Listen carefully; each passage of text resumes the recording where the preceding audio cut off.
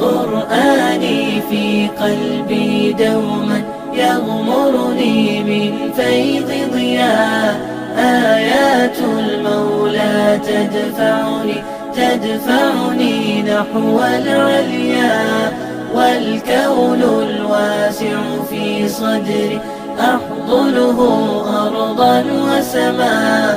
يا ربي قد نلت منايا وبختم كتابك أرقى. بشراك يا حافظة القرآن حين تنالي من رب الرضوان. ويقال لك ارقي أعلى جنان في يوم تشخص فيه العينان. قرآني في قلبي دوما يغمرني من فيض ضياء. آيات المولى تدفعني نحو العليا.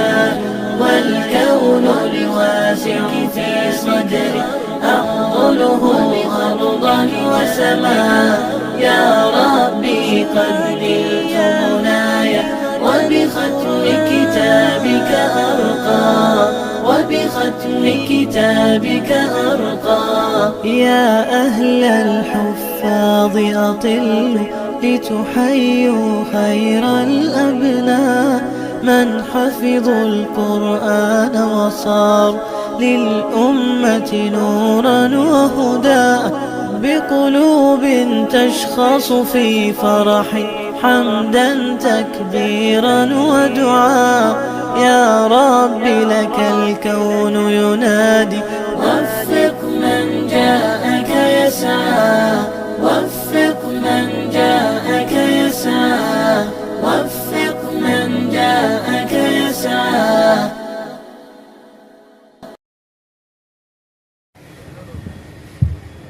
അസ്സലാമു അലൈക്കും വറഹ്മത്തുള്ളാഹി. ഇശാ നമസ്കാര ശേഷമുള്ള നമ്മുടെ പ്രോഗ്രാം ഇവിടെ ആരംഭിക്കുകയാണ്. എല്ലാവരും വേദിയിലേക്ക് കടന്നിരിക്കണമെന്ന് അഭ്യർത്ഥിക്കുന്നു. അഹ്ലു സുന്നത്തി വൽ ജമാഅ എന്ന വിഷയത്തെ അധികരിച്ചുകൊണ്ട് സംസാരിക്കുന്നതിന് വേണ്ടി ബഹുമാന്യ പണ്ഡിതൻ ശിഹാബ് എടക്കരെ ആദരവും ക്ഷണിക്കുന്നു.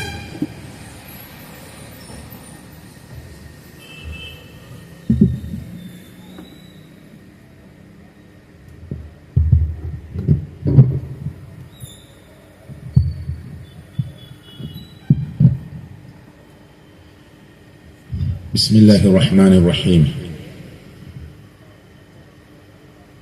الحمد لله رب العالمين والصلاة والسلام على رسول الله وعلى آله وصحبه أجمعين. اتقوا الله. ബഹുമാന്യരായ സഹോദരങ്ങളെ, സുഹൃത്തുക്കളെ, ഇശാഇന്റെ സമയം വരെ ഈ പ്രപഞ്ചത്തിന്റെ രക്ഷിതാവായ അല്ലാഹുവിനെ മാത്രമേ ആരാധിക്കാൻ പാടുള്ളൂ എന്നതിന്റെ യുക്തിഭദ്രമായ ആവശ്യകതയെ സൂചിപ്പിക്കുന്ന ചില കാര്യങ്ങളാണ് നിങ്ങളുടെ മുമ്പിൽ കേൾപ്പിച്ചിട്ടുള്ളത്. അഹ്ലുസുന്ന വൽ ജമാഅ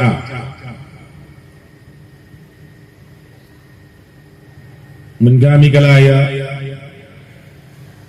പ്രവാചകൻ മുഹമ്മദ് മുസ്തഫ സല്ലല്ലാഹു അലൈഹി വസല്ലമയുടെ ശ്രോതാക്കളായ അനുചരന്മാരായ സ്വഹാബികൾ,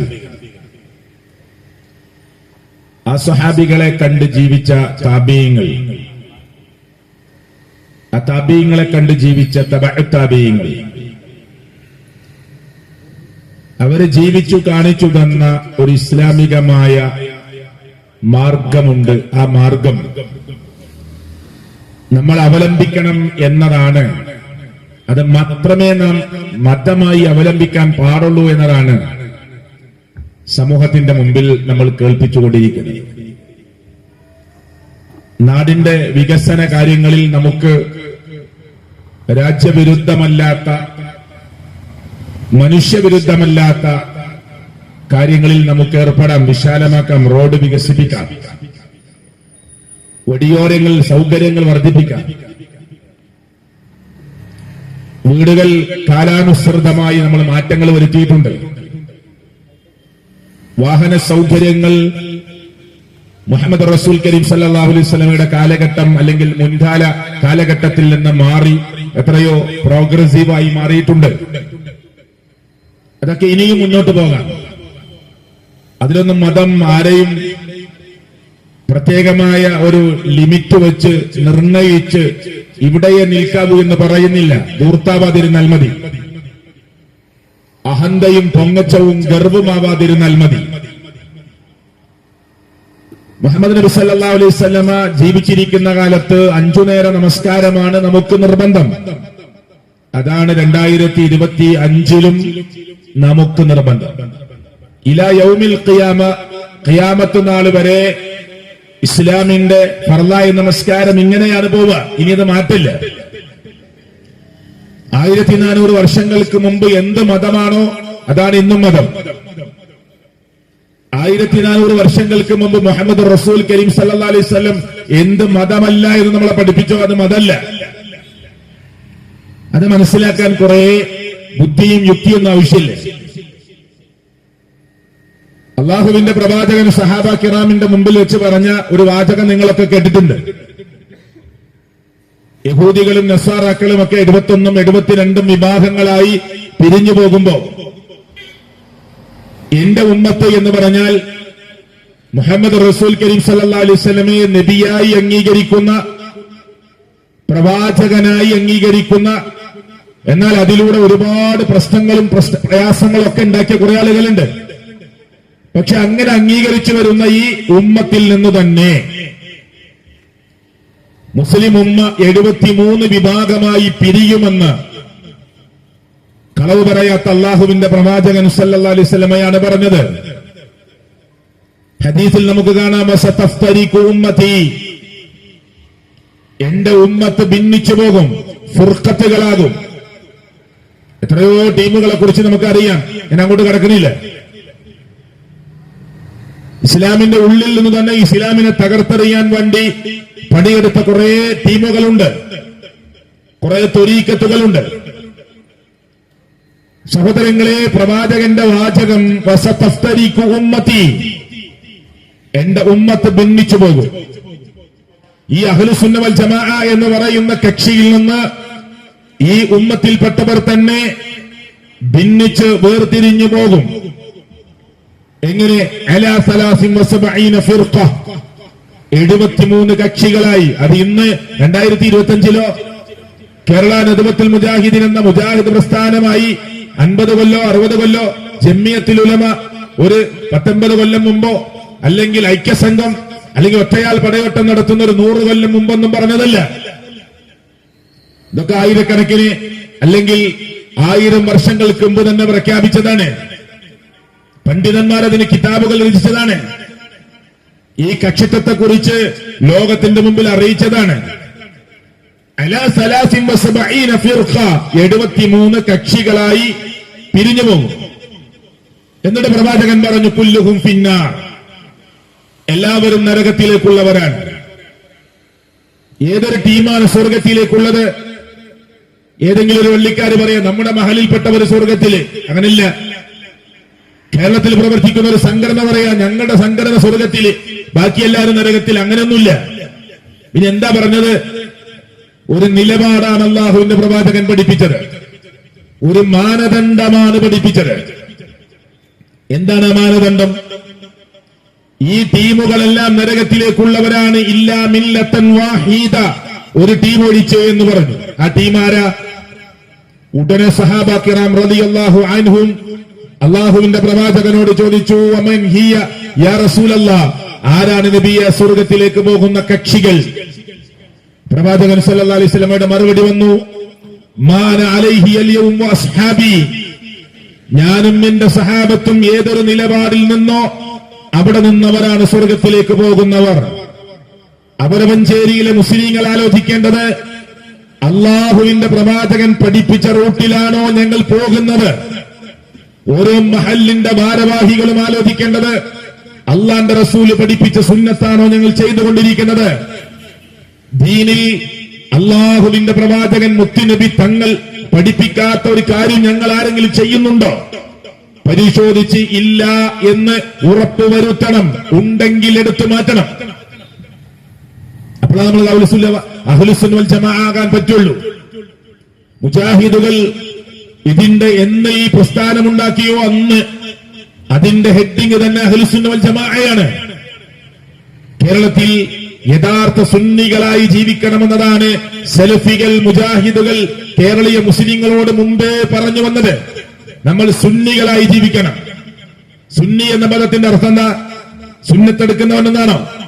അങ്ങനെയാണെങ്കിൽ മുത്തുനബി സല്ലല്ലാഹു അലൈഹി വസല്ലം പഠിപ്പിച്ച ആ ജീവിതചര്യ നമ്മളിലേക്ക് കൊണ്ടുവരണം. അവിടുന്ന് നമസ്കരിച്ചതുപോലെ നമസ്കരിക്കണം. അവിടുന്ന് ഹജ്ജ് ചെയ്ത് കാണിച്ചു തന്നതുപോലെ ഹജ്ജ് ചെയ്യണം. അവിടുന്ന് ഉംറ പഠിപ്പിച്ചതുപോലെ ഉംറ ചെയ്യണം. അവിടുന്ന് ഇസ്ലാമിന്റെ പഞ്ചസ്തംഭങ്ങളായ അശ്ഹദു അല്ലാ ഇലാഹ ഇല്ലല്ലാഹ് വ അശ്ഹദു അന്ന മുഹമ്മദർ റസൂലുള്ളാഹ് എന്നത് നാവുകൊണ്ട്, മനസ്സുകൊണ്ട്, കർമ്മം കൊണ്ട് നാം പ്രഖ്യാപിക്കണം. അല്ലാഹുവല്ലാതെ ആരാധനക്കർഹനില്ല എന്ന് കുട്ടിയെ തൊട്ടിലിട്ട് ആട്ടി പാട്ടി ഉറക്കാനുള്ള ഒരു താരാട്ട് പാട്ടായി മാത്രം ഉപയോഗിക്കാനുള്ളതല്ല. വാതിലിൽ കട്ടിലിൽ സ്റ്റിക്കർ ചെയ്തു വെക്കാനുള്ളതല്ല. നമ്മുടെ റൂമുകൾ, ലിവിംഗ് റൂമിൽ നല്ല ഫ്രെയിം ചെയ്തു വെക്കാനുള്ള ഒരു മനോഹരമായ വാചകമല്ല.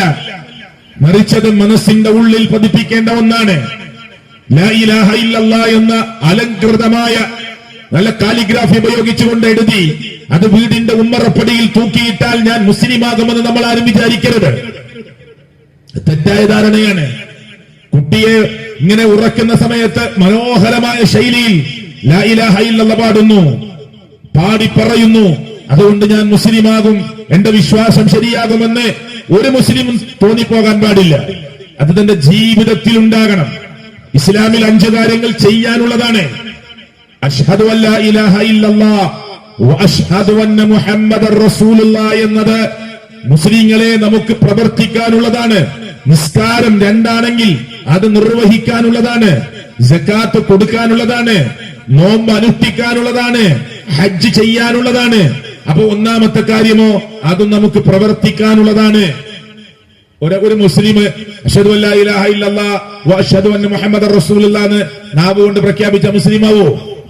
മനസ്സുകൊണ്ട് വിശ്വാസമല്ലാതെ, കർമ്മം കൊണ്ടത് ജീവിതത്തിലേക്ക് കൊണ്ടുവരാതെ അശ്ഹദു അല്ലാ ഇലാഹ ഇല്ലല്ലാഹ് എന്ന് പ്രഖ്യാപിച്ച മുസ്ലിമാവോ?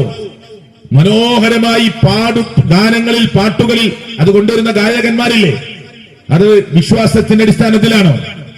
അപ്പൊ അശ്ഹദു അല്ലാ ഇലാഹ ഇല്ലല്ലാഹ് എന്നത് പ്രവർത്തിക്കാനുള്ളതാണ്. ഞാൻ എന്റെ ജീവിതത്തിൽ ആരാധനയുടെ ഒരു വശവും ഒരു മൈന്യൂട്ട് പോയിന്റും പ്രപഞ്ചത്തിന്റെ രക്ഷിതാവായ റബ്ബിനല്ലാതെ കൊടുക്കുകയില്ല. അത് മുസ്ലിമിന്റെ നിർബന്ധാണ്. അത് ലോകത്തിലെ എല്ലാ മനുഷ്യർക്കും നിർബന്ധമല്ല. പക്ഷെ ഒരു മുസ്ലിമിന് അത് നിർബന്ധ. ആരുടെ മേലും നമുക്ക് അടിച്ചേൽപ്പിക്കാനും അവകാശമില്ല. ജനാധിപത്യ രാജ്യമാകുന്ന ഇന്ത്യ രാജ്യത്ത് നമുക്കത് പറയാം. ഭരണഘടന ലോകത്ത് എടുത്ത് ഭരണഘടനയിൽ ഏറ്റവും നീളം കൂടിയ പേജുകൾ കൂടിയ ഭരണഘടനയാണ് രാജ്യത്തിൻ്റെത്, അല്ലേ? അവനവന്റെ വിശ്വാസ ആചാര അനുഷ്ഠാനം നിർവഹിച്ചുകൊണ്ട് പോകാൻ കൃത്യമായ ഖണ്ഡിക കൊടുത്ത ഭരണഘടനയാണ് ഈ ഭാരതം എന്ന് പറയുന്ന രാജ്യത്തിന്റെ ഭരണഘടന. അതുകൊണ്ട് ഈ രാജ്യത്ത് നമുക്ക് പറയാം മനുഷ്യരോട്, നിങ്ങൾ ഏകനായ സൃഷ്ടാവിനെയാണ് ആരാധിക്കേണ്ടത്. നിർബന്ധിക്കാൻ അവകാശമുണ്ടോ? ഇല്ല, ഇല്ലാന്ന്. ലാ ഇക്റാഹ ഫിദ്ദീൻ, മതത്തിൽ ബലാത്കാരമില്ല. നബിയോട് പോലും അല്ല പറഞ്ഞത് എന്താ? ഫദക്കിർ ഇന്നമാ അൻത മുദക്കിർ ലസ്ത അലൈഹിം ബിമുസൈതിർ ഇല്ലാ മൻ തവല്ല. തിരിഞ്ഞു പോകുന്നവർ പോകട്ടെ, നിഷേധിക്കുന്നവർ നിഷേധിക്കട്ടെ. കേട്ടോ, പറയുക, ഉത്ബോധിപ്പിക്കുക, അതാണ് നബിയെ താങ്കളുടെ ഡ്യൂട്ടി. പറഞ്ഞിട്ടില്ലേ? താങ്കൾ ഒരു ഉപദേശകൻ, ഉത്ബോധകൻ മാത്രമാണ് നബിയെ. എന്നിട്ട് കേൾക്കാതെ പോകുന്നവർ പോകട്ടെ. ഇന്നയിലൈനായിയാബഹും, നമ്മുടെ അടുക്കലേക്കാണ് അവർക്ക് തിരിച്ചു വരാനുള്ളത്. അവരെ ക്വസ്റ്റ്യൻ ചെയ്യുന്നത് ആരാ? നമ്മളാണ്, അള്ളാഹുവാണ്. നബി എന്തിനാ, താങ്കൾ എന്തിനാ വെപ്രാളപ്പെടുന്നത്? താങ്കൾ എന്തിനാണ് പ്രയാസപ്പെടുന്നത്? താങ്കളെ ഏൽപ്പിച്ചിരിക്കുന്ന ഡ്യൂട്ടി കേൾപ്പിക്കുക എന്നതാണ്. വിസ്ഡം ഇസ്ലാമിക് ഓർഗനൈസേഷൻ എന്ന് പറയുന്ന മുജാഹിദ് പ്രസ്ഥാനത്തിന്റെ പ്രബോധന ഘടകമാകുന്ന ഈ സംഘം അവരവഞ്ചേരിയിൽ എഴുന്നേറ്റ് നിൽക്കുന്നത് ആരുടെ മേലും ബലാത്കാര പ്രയോഗം നടത്താനല്ല, അവരവഞ്ചേരിയിലെ മുസ്ലിങ്ങളോടും അല്ലാത്തവരോടും ഈ പ്രപഞ്ചത്തിന്റെ നാഥനായ സൃഷ്ടാവായ റബ്ബിനെ മാത്രമേ ആരാധിക്കാൻ പാടുള്ളൂ എന്നത് യുക്തിഭദ്രമായി ഖുർആനിന്റെ ആയത്തോതി ഹദീസുകൾ പഠിപ്പിച്ച് ഇവിടുത്തെ മുസ്ലിങ്ങളെയും അല്ലാത്തവരെയും കേൾപ്പിച്ചിട്ടുണ്ട് എന്ന ഈ സമൂഹത്തോടുള്ള ഉത്തരവാദിത്ത നിർവഹണത്തിന്റെ ഭാഗമായി നാളെ പരലോകത്ത് ഞങ്ങൾക്ക് സമാധാനത്തോടുകൂടി കൈകെട്ടി നിൽക്കുന്ന കോടതിയിൽ ഞങ്ങളിൽ ഏൽപ്പിച്ചിരിക്കുന്ന ഡ്യൂട്ടി നിർവഹിച്ചിട്ടുണ്ട് റബ്ബേ എന്ന് പറയാൻ, അല്ല ആരെയും നിർബന്ധിക്കാനല്ല. ഇതൊരു ഉത്തരവാദിത്തമാണ്. ആ ഉത്തരവാദിത്തം ലോകത്തിലെ ഏറ്റവും പ്രധാനപ്പെട്ടതാണ്. ഇതിലൂടെ കടന്നു പോകുന്ന ഒരു ബൈക്കിന്റെ സ്റ്റാൻഡ് തട്ടാൻ മറന്നു, പിറകിൽ പോയിട്ട് ആളുകൾ പറയും നിങ്ങളെ ബൈക്കിന്റെ സ്റ്റാൻഡ് തട്ടിയിട്ടില്ല. ഒരു കാറിന്റെ ഡോർ അടഞ്ഞിട്ടുണ്ട്, പക്ഷെ ശരിക്കടഞ്ഞിട്ടില്ല, തുറക്കാനൊന്നും സാധ്യതയില്ല, ചെറിയൊരിങ്ങനെ വിടവ് കാണുന്നുണ്ട്. എന്നാലും നമ്മൾ ഹോണടിച്ച് ആ കാറിലെ ആളുകളെ ശ്രദ്ധ ഇങ്ങോട്ട് തിരിച്ചിട്ട് പറയും ഡോർ അടച്ചിട്ടില്ല. എന്താ കാരണം? അതൊക്കെ ഒരു മനുഷ്യന്റെ ഒരു ധാർമ്മികമായ ഒരു ഹ്യൂമാനിറ്റിയിൽ, ഒരു മുറുഇയത്തിൽ, ഒരു മനുഷ്യത്വത്തിൽപ്പെട്ടതാണ്. അവർക്കൊരു അപകടം ഉണ്ടാവരുത്, ഡോറ് തുറന്ന് കുട്ടികൾ പുറത്തേക്ക് ധരിക്കരുത്, അല്ലേ? ഒരു വടി ഇങ്ങനെ കുത്തിപ്പിടിച്ചിട്ട് റോഡ് സൈഡിൽ നടന്നു പോകുന്ന ഒരു അന്ധനെ കാണുമ്പോ ഒരപ്പുറത്ത് വലിയൊരു കുടിയാണെങ്കിൽ നമ്മൾ ബഹളുണ്ടാക്കും, അയാളവിടെ നിൽക്കാൻ അയാളുടെ കൈ പിടിക്കും, ഇങ്ങോട്ട് തിരിച്ചിട്ട് പറയും അങ്ങോട്ട് പോവല്ലേ, അവിടെ വലിയ കുടിയാണ്, ഗർത്തമാണെന്ന് പറയും. അതാ മനുഷ്യനോടുള്ള ഒരു മനുഷ്യത്വത്തിന്റെ ഭാഗമാണ്. ലോകത്ത് ഒരു മനുഷ്യൻ ആപതിക്കാൻ പോകുന്ന ഏറ്റവും വലിയ അഗ്നികുണ്ടാരമാണ് നരകം. ആ നരകം ഈ കാറിന്റെ ഡോറടക്കാൻ മറന്നതുപോലെയല്ല, ഒരു ബൈക്കിന്റെ സ്റ്റാൻഡ് തട്ടാൻ മറന്നതുപോലെയല്ല, ഒരു അന്ധൻ നടന്നു പോകുന്ന ഒരു ചെറിയ എഡ്ജിറങ്ങി വീഴാൻ സാധ്യതയുള്ള ഒരു ചെറിയ അപകടത്തെ പോലെയല്ല. അഗാധഗർത്തമുള്ള നരകത്തിന്റെ അഗ്നികുണ്ടാരം, തേങ്ങലും നെടുവീർപ്പലുകളും തേങ്ങിക്കരച്ചിലുകളും ആളിക്കത്തുന്ന അഗ്നിയുമല്ലാതെ നരകമെന്ന് പറയുന്നതിലൊന്നുമില്ല. മനുഷ്യനും കല്ലുമാണ് അവിടെ കത്തുന്നത്. ആ നരകമെന്ന് പറയുന്ന ജഹീം എന്ന ജഹന്നം എന്ന ലവ എന്ന ഉത്തമ എന്ന ഒയിൽ എന്ന സക്കർ എന്ന നാർ എന്ന ഈ നരകത്തിന്റെ ആ അഗ്നികുണ്ടാരത്തിൽ നിന്ന് മനുഷ്യകുലം രക്ഷപ്പെടണമെന്ന മോഹമാണ് ഒരു മനുഷ്യന്റെ ധാർമ്മികതയിൽ ഏറ്റവും വലിയ ധാർമ്മികത. തന്റെ ഉമ്മക്ക് മരുന്ന് വാങ്ങിക്കൊടുക്കുമ്പോ, തന്റെ വാപ്പക്ക് വേണ്ട ട്രീറ്റ്മെന്റ് ചെയ്തു കൊടുക്കുമ്പോ, തന്റെ ഉമ്മക്ക് വേണ്ട വാഹന സൗകര്യം ഒരുക്കി കൊടുക്കുമ്പോ, തന്റെ ഉപ്പയുടെ ജേട്ടന്റെ അനിയന്റെ മക്കളെ, അതേ ജേട്ടാനിയന്മാരെ, ഉപ്പയുടെ പെങ്ങന്മാരെ, ബന്ധുമിത്രാദികളെ, രക്തബന്ധുക്കളെ, അയൽവാസികളെ, കൂട്ടുകുടുംബത്തിൽപ്പെട്ടവരെ സ്നേഹിക്കുമ്പോ അതിനൊക്കെ അപ്പുറം വലുതാണ് ഒരിക്കലും തീർന്നു പോകാത്ത പരലോകമെന്ന് പറയുന്ന കോടതിയിൽ മനുഷ്യൻ നേരിടാൻ പോകുന്ന വിചാരണ. ആ വിചാരണക്കപ്പുറം നിൽക്കുന്ന സ്വർഗ നരകം, കത്തിച്ചൊലിക്കുന്ന നരകാഗ്നി, അതിൽ നിന്നൊരു മനുഷ്യൻ രക്ഷപ്പെടണമെന്ന മോഹമാണ്, അഭിലാഷമാണ് വിസ്ഡം ഇസ്ലാമിക് ഓർഗനൈസേഷൻ എന്ന് പറയുന്ന മുജാഹിദ് പ്രസ്ഥാനത്തിന്റെ ഈ സംഘം നിങ്ങളുടെ മുന്നിൽ എഴുന്നേറ്റ് നിൽക്കുന്നത്. നിങ്ങൾക്ക് കാതുകൂർപ്പിച്ച് കേൾക്കാം. ഒരു അരമണിക്കൂർ സമയം ഒന്ന് കാതുകൂർപ്പിച്ച് കേൾക്കുക. എന്താ പറയാനുള്ളത്? ഞങ്ങൾ വെറുതെ എന്തെങ്കിലും ഇങ്ങനെ പറഞ്ഞു പോവാനോ? വെറുതെ എന്തെങ്കിലും ഇങ്ങനെ പറഞ്ഞു പോവാണോ? പ്രമാണമാണോ പറയുന്നത്? നിങ്ങളൊന്ന് ശ്രദ്ധിച്ചു കേൾക്കൂ. ഞാൻ വേഗത്തിൽ ചില കാര്യങ്ങൾ പറയും ഇൻഷാ അല്ലാഹ്. ദീർഘമായിട്ടൊന്നും സംസാരിക്കാൻ ആഗ്രഹിക്കണില്ല. ഒന്ന് ശ്രദ്ധിച്ച് കേൾക്കുക. കേട്ടിട്ട് ഹക്കുണ്ടോ? ഇവിടെ ഈ അവനമഞ്ചേരിയിൽ കോൺഗ്രസിന്റെ പ്രസംഗം, CPM-ന്റെ പ്രസംഗം, BJP-യുടെ പ്രസംഗം ഒക്കെ നടന്നിട്ടുണ്ടാവും, ലീഗിന്റെ പ്രസംഗം.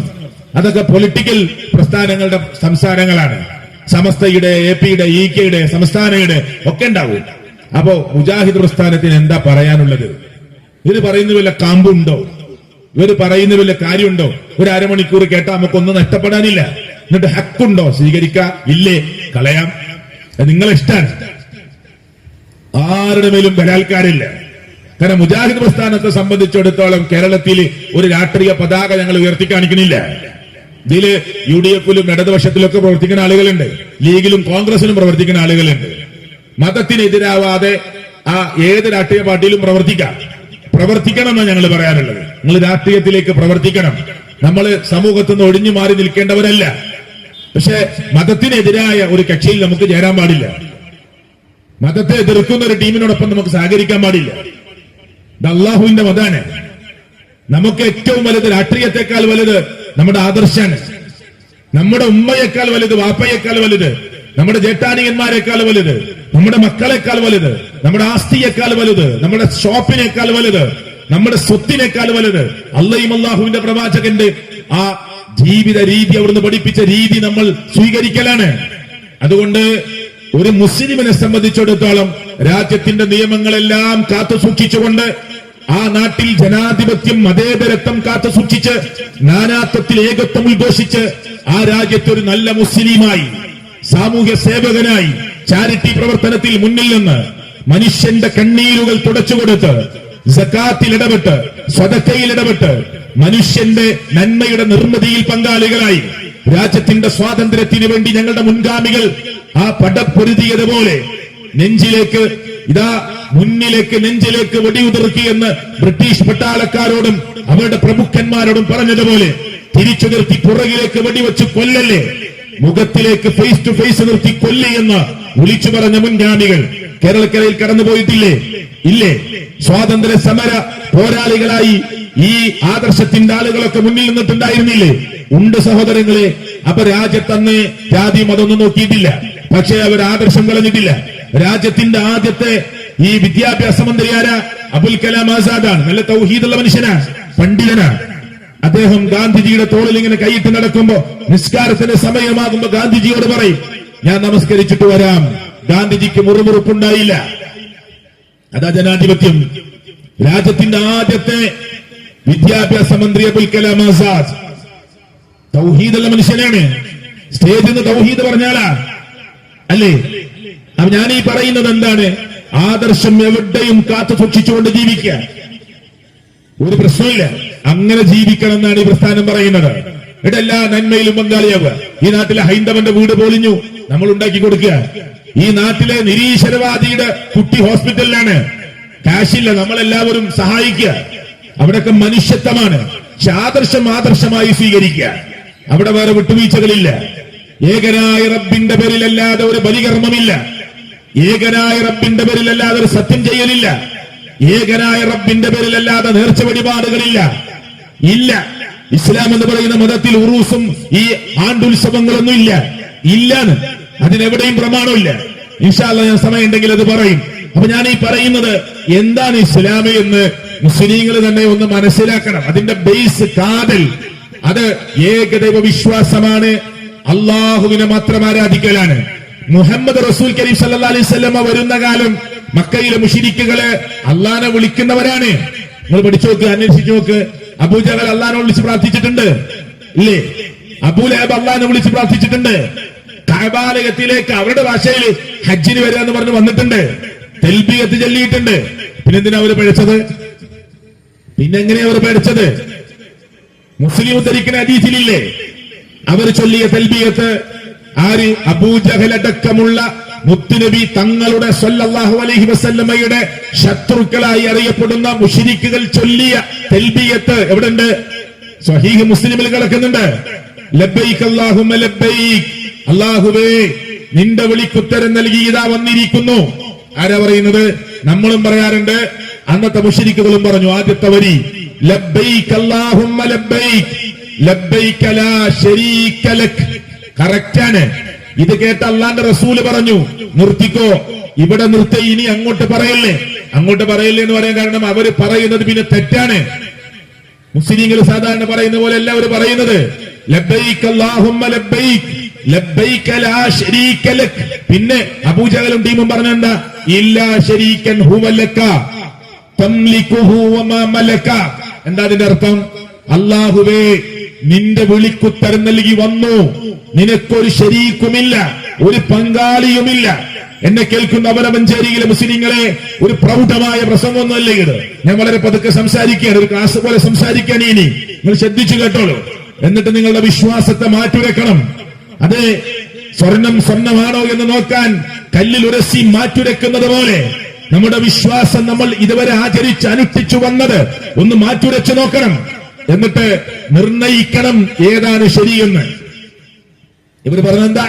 ഇല്ലാ ശരീകൻ ഹുവ ലക, നിനക്ക് പങ്കാളിയില്ല എന്ന് പറഞ്ഞ മുശ്രിക്ക്, മക്കയിൽ ജീവിച്ച അബൂജഹൽ അടക്കമുള്ളവർ പറഞ്ഞത് ഇല്ലാ ശരീകൻ ഹുവ ലക, നിനക്ക് പങ്കാളിയുണ്ട്, ആ പങ്കാളി ഹുവലക്ക, നിനക്കുള്ള പങ്കാളിയാണ്. പങ്കാളി ഇല്ല എന്ന് ആദ്യം പറഞ്ഞു, പിന്നെ ഉണ്ട്, അത് നിനക്കുള്ള പങ്കാളിയാണ്. പ്രത്യേകത എന്താ? ഇല്ലാ ശരീക്കൻ ഹുവലക്ക തംലികുഹു വമാ മലക. ഞങ്ങള് ആരെ തേടി പോകുന്നുണ്ടോ അവരൊക്കെ നിന്റെ അധീനതയിൽ, അല്ലാഹുവേ നിന്റെ അധികാരത്തിലും നിന്റെ അധീനതയിലും നീ കൊടുത്ത കഴിവിൽ നിന്നുമാണ് ഞങ്ങൾ ചോദിക്കുന്നത്. ഇത് കേരളത്തിലെ മുസ്ലിങ്ങൾ പറയുന്നുണ്ടോ? പറയരുതെന്നാ സലഫികൾ പറയണത്, ലോകാടിസ്ഥാനത്തിൽ പറയുന്നത്.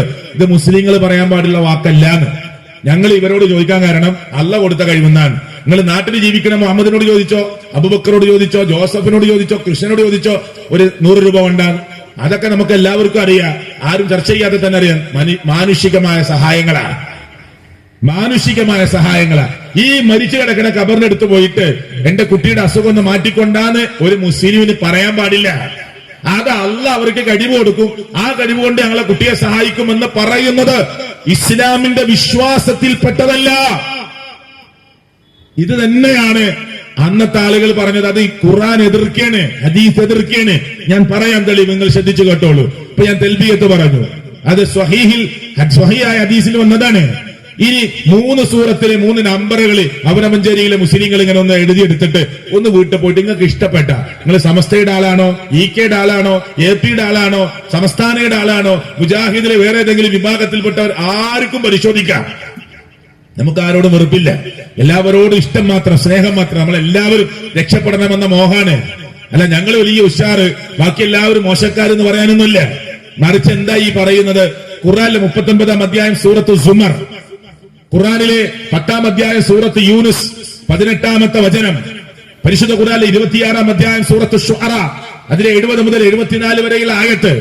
ഇതിലെ ഓരോന്നോരോന്നായി എന്റെ ഏറ്റവും സംക്ഷിപ്ത രൂപം ഞാൻ പറയാം. 39-ാം അധ്യായം സൂറത്ത് സുമറിലെ 3-ാമത്തെ ആയത്ത്. ഇവർ അന്ന് പറഞ്ഞത് ഇന്നല്ലല്ലോ, ഖുർആനിലാ പറയുന്നത്. അന്നത്തെ മനുഷ്യര് പറഞ്ഞത് മാ നഅബുദുഹും ഇല്ലാ ലിയുഖർരിബുനാ ഇലല്ലാഹി സുൽഫാ, ഞങ്ങൾ ഇവരെ ആരാധിക്കുന്നില്ല അള്ളാഹുവിലേക്ക് അടുപ്പിക്കാൻ വേണ്ടിയല്ലാതെ. അവനവഞ്ചേരിയിലെ മുസ്ലിങ്ങളെ ഒരു ഖബറിന്റെ മുമ്പിൽ ഒരു മുസ്ലിം പോയി നിൽക്കുക, ഒരു ഉമ്മ, ഒരു ഉപ്പ, ഒരു ജ്യേഷ്ഠൻ പറയാണ്, എന്തിനാ നിങ്ങൾ ഈ ഖബറാളിയോട് പറയുന്നത്, അള്ളാഹിനോട് പറഞ്ഞാൽ പോരെ. ഇവർ ഈ ഖബറിൽ കിടക്കുന്ന ആളാരാന്നറിയോ മോനെ? വലിയ മഹാന, വലിയ മഹദിയ, വലിയ ബീവിയ, വലിയ ഷെയ്ഖ. ഇതെന്തിനാ അവരോട് പറയുന്നത്? ഇവർ അള്ളാഹുമായി അടുത്തവരാണ്. അതുകൊണ്ട് നമ്മളൊക്കെ അള്ളാഹുവിന് അകന്ന ആളുകളാണ്, പാപികളാണ്, ദോഷികളാണ്. അത് അള്ളാഹുവിലേക്ക് നമ്മളെ അടുപ്പിക്കാനാണ് നമ്മൾ ഇവരോട് പറയുന്നത്. അല്ലാതെ ഇവരാരും അള്ളയാണെന്നോ ദൈവാണെന്നോ വിചാരിച്ചിട്ട് പറയല്ല മോനെ. നല്ല ഉദ്ദേശത്തിലാ പറയുന്നത്. ഇത് പറയാൻ പറ്റുമെന്നാണോ ഖുർആൻ പറഞ്ഞത്? പറയരുതെന്നാണോ ഖുർആൻ പറഞ്ഞത്? അതല്ല നമ്മൾ സ്വീകരിക്കേണ്ടത്. പറഞ്ഞത് മുജാഹിദോ സുന്നിയോ ജമാഅത്തോ എന്നല്ല. ഖുർആൻ എന്ത് പറഞ്ഞു? ഇത് പറയാൻ പാടുണ്ടെന്നാണോ ഖുർആൻ പറഞ്ഞത്? ഇത് മുസ്ലിങ്ങളുടെ സ്വഭാവമല്ലാണ്. മാ നഅബുദുഹും ഇല്ലാ ലിയുഖർരിബുനാ ഇലല്ലാഹി സുൽഫാ, അള്ളാഹുവിലേക്ക് ഒരു അടുപ്പം അടുപ്പിക്കുന്നതിന് വേണ്ടി അല്ലാതെ ഞങ്ങൾ ഇവരെ ആരാധിച്ചിട്ടില്ല. അപ്പൊ ആരാധിച്ചിട്ടുണ്ട്. ഞാൻ പറയണ, ഈ കടയിൽ ഞാൻ പോയിട്ടില്ല ഒരു സോപ്പ് വാങ്ങാനല്ലാതെ. എന്ന് പറഞ്ഞാൽ പോയിട്ടുണ്ട്, സോപ്പ് വാങ്ങാനാ പോയത് എന്നാ അവർ പറഞ്ഞെന്താണ്? ഇവരെ ഞങ്ങൾ ആരാധിച്ചിട്ടില്ല അള്ളാഹുലേക്ക് അടുപ്പിക്കാനല്ലാതെ. അപ്പൊ ആരാധിച്ചിട്ടുണ്ട്, അതെന്തിനാണ്? അള്ളാഹുലേക്ക് അടുപ്പിക്കാനാണ്. ഇവർ അള്ളാഹുവാണ് എന്നതിൽ വിശ്വാസമല്ല. 2 ഹാഉലാഇ, ഇക്കൂട്ടർ. ഇക്കൂട്ടർ എന്ന് പറഞ്ഞാരാ? തഫ്സീർ എന്താ പറഞ്ഞത്? കല്ലംബിയ, നബിമാരാണെങ്കിലും, വൽ ഔലിയ, ഔലിയാക്കന്മാരാണെങ്കിലും, വൽ മലായികത്ത്, മലക്കുകളാണെങ്കിലും, ആരാകട്ടെ, ഹാഉലാഇ ഇക്കൂട്ടർ ശുഫആഉനാ, ഞങ്ങൾക്ക് ശുപാർശ ചെയ്യും ഇൻദല്ലാഹ്, അല്ലാഹുവിന്റെ അടുക്കൽ. ഞങ്ങൾ ഈ ഖബറിന്റെ മുമ്പിൽ ചെന്ന് നിൽക്കുന്നത്, ഈ മഹാത്മാവാണെന്ന് വിചാരിച്ച് നിൽക്കുന്ന മനുഷ്യന്റെ മുമ്പിൽ ചെന്ന് നിൽക്കുന്നത് ശുഫആഉനാ ഇൻദല്ലാഹ്, അല്ലാഹുവിന്റെ അടുക്കൽ ഞങ്ങൾക്ക് വേണ്ടി ശുപാർശ പറയും എന്ന വിശ്വാസത്തില. അല്ലാതെ ഈ ഖബർ കിടക്കുന്ന ആള് പടച്ചോനാണെന്ന് ഞങ്ങൾക്ക് വിശ്വാസമില്ല. ഭീമ ഉമ്മാച്ച ആ അള്ളയെന്ന് ഞങ്ങൾക്ക് വിശ്വാസമില്ല. കടുവാപ്പള്ളി കിടക്കുന്ന ആള് അള്ളയാണ് ഞങ്ങൾക്ക് വിശ്വാസമില്ല. പിന്നെ അള്ളാഹുവിന്റെ അടുക്കൽ ഞങ്ങൾക്ക് വേണ്ടി ശുപാർശ ചെയ്യും. 3 ഖുർആനാ പറയണത്, കെട്ടുകഥയല്ല. ഖുർആൻ പറയാണ്, ഇവർ ഉപകാരം ചെയ്യുമോ, ഇവർ ഉപദ്രവം വരുത്തുമോ? അന്നത്തെ മനുഷ്യന്മാര് പറഞ്ഞ മറുപടി എന്താ? ഖാലു, അവർ പറഞ്ഞു, ബൽ, മറിച്ച്, ഉപകാരം ചെയ്യോ ഉപദ്രവം വരുത്തോ, ഞങ്ങൾ പ്രാർത്ഥിക്കുന്നത് കേൾക്കോ, അതൊന്നും ഞങ്ങൾക്ക് വിഷയമില്ല. ബൽ മറിച്ച് വജദിന ഞങ്ങൾ കണ്ടു അബാഅന ഞങ്ങളുടെ വാപ്പമാരെ ഞങ്ങളുടെ ഉപ്പമാരെ കദാലിക യഫ്അലൂൻ ഇങ്ങനെ ചെയ്യുന്നവരായിട്ടാണ്. ഇങ്ങനെ ചെയ്തതാ ഞങ്ങളുടെ വാപ്പ, ഞങ്ങളുടെ വല്ലിപ്പ, ഞങ്ങളുടെ ഉസ്താദ്, അതിന്റെ ഉസ്താദ്, വലിയ പണ്ഡിതന്മാര്, ഞങ്ങളുടെ നാട്ടിൽ ജീവിച്ച വലിയ പണ്ഡിതന്മാരായി അറിയപ്പെട്ടവരൊക്കെ ഈ ഖബറിന്റെ മുമ്പിൽ വന്ന് വലിയ ശുഹദാക്കളുടെ മുമ്പിൽ വന്ന് പറയുന്നത് ഞങ്ങൾ കേട്ടതാണ്. അതുകൊണ്ട് ഞങ്ങൾ അങ്ങനെ ചെയ്യുന്നു. നിങ്ങൾ പറയുന്ന ചോദ്യത്തിന്റെ ഉത്തരം ഒന്നും പറയാൻ ഞങ്ങൾക്ക് ബാധ്യതയില്ല എന്ന് ഇന്ന് പറഞ്ഞതല്ല. ഖുർആൻ അന്നത്തെ മനുഷ്യരുടെ മറുപടി ആയിട്ട് പറഞ്ഞതാ. ഖാലു അവർ പറഞ്ഞു ബൽ മറിച്ച് വജദിനാ ആബാഅന കദാലിക യഫ്അലൂൻ ഇപ്രകാരം ചെയ്യുന്നവരായിട്ടാണ് ഞങ്ങൾ ഞങ്ങളുടെ കാരണവന്മാരെ കണ്ടത്.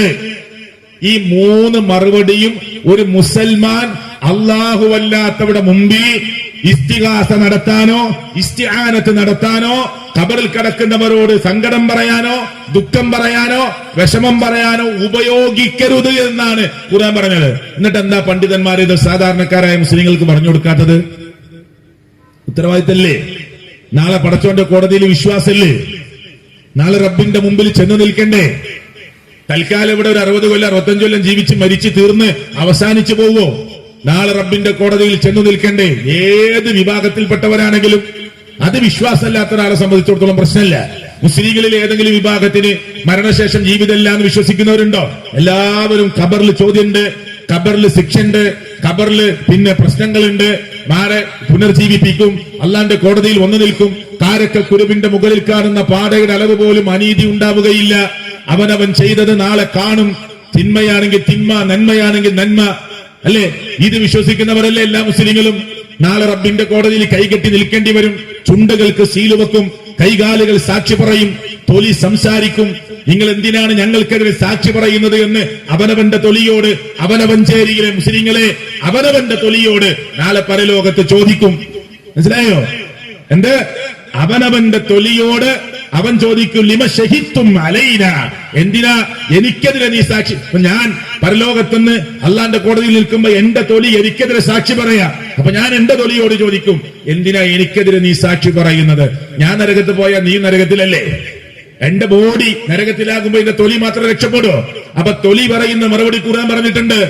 എന്ത്? എല്ലാത്തിനെയും സംസാരിപ്പിച്ച അല്ലാഹ്, അൻതഖനല്ലാഹ്, ഞങ്ങളെ കൊണ്ട് സംസാരിപ്പിച്ചതാണ്. ഇതൊന്നും മറച്ചു വെക്കാൻ കഴിയില്ല എന്ന് തൊലി നാളെ പരലോകത്തുനിന്ന് സംസാരിക്കും. തൊലി സംസാരിക്കേ? അതൊക്കെ സയൻസിന് വിരുദ്ധാണ്.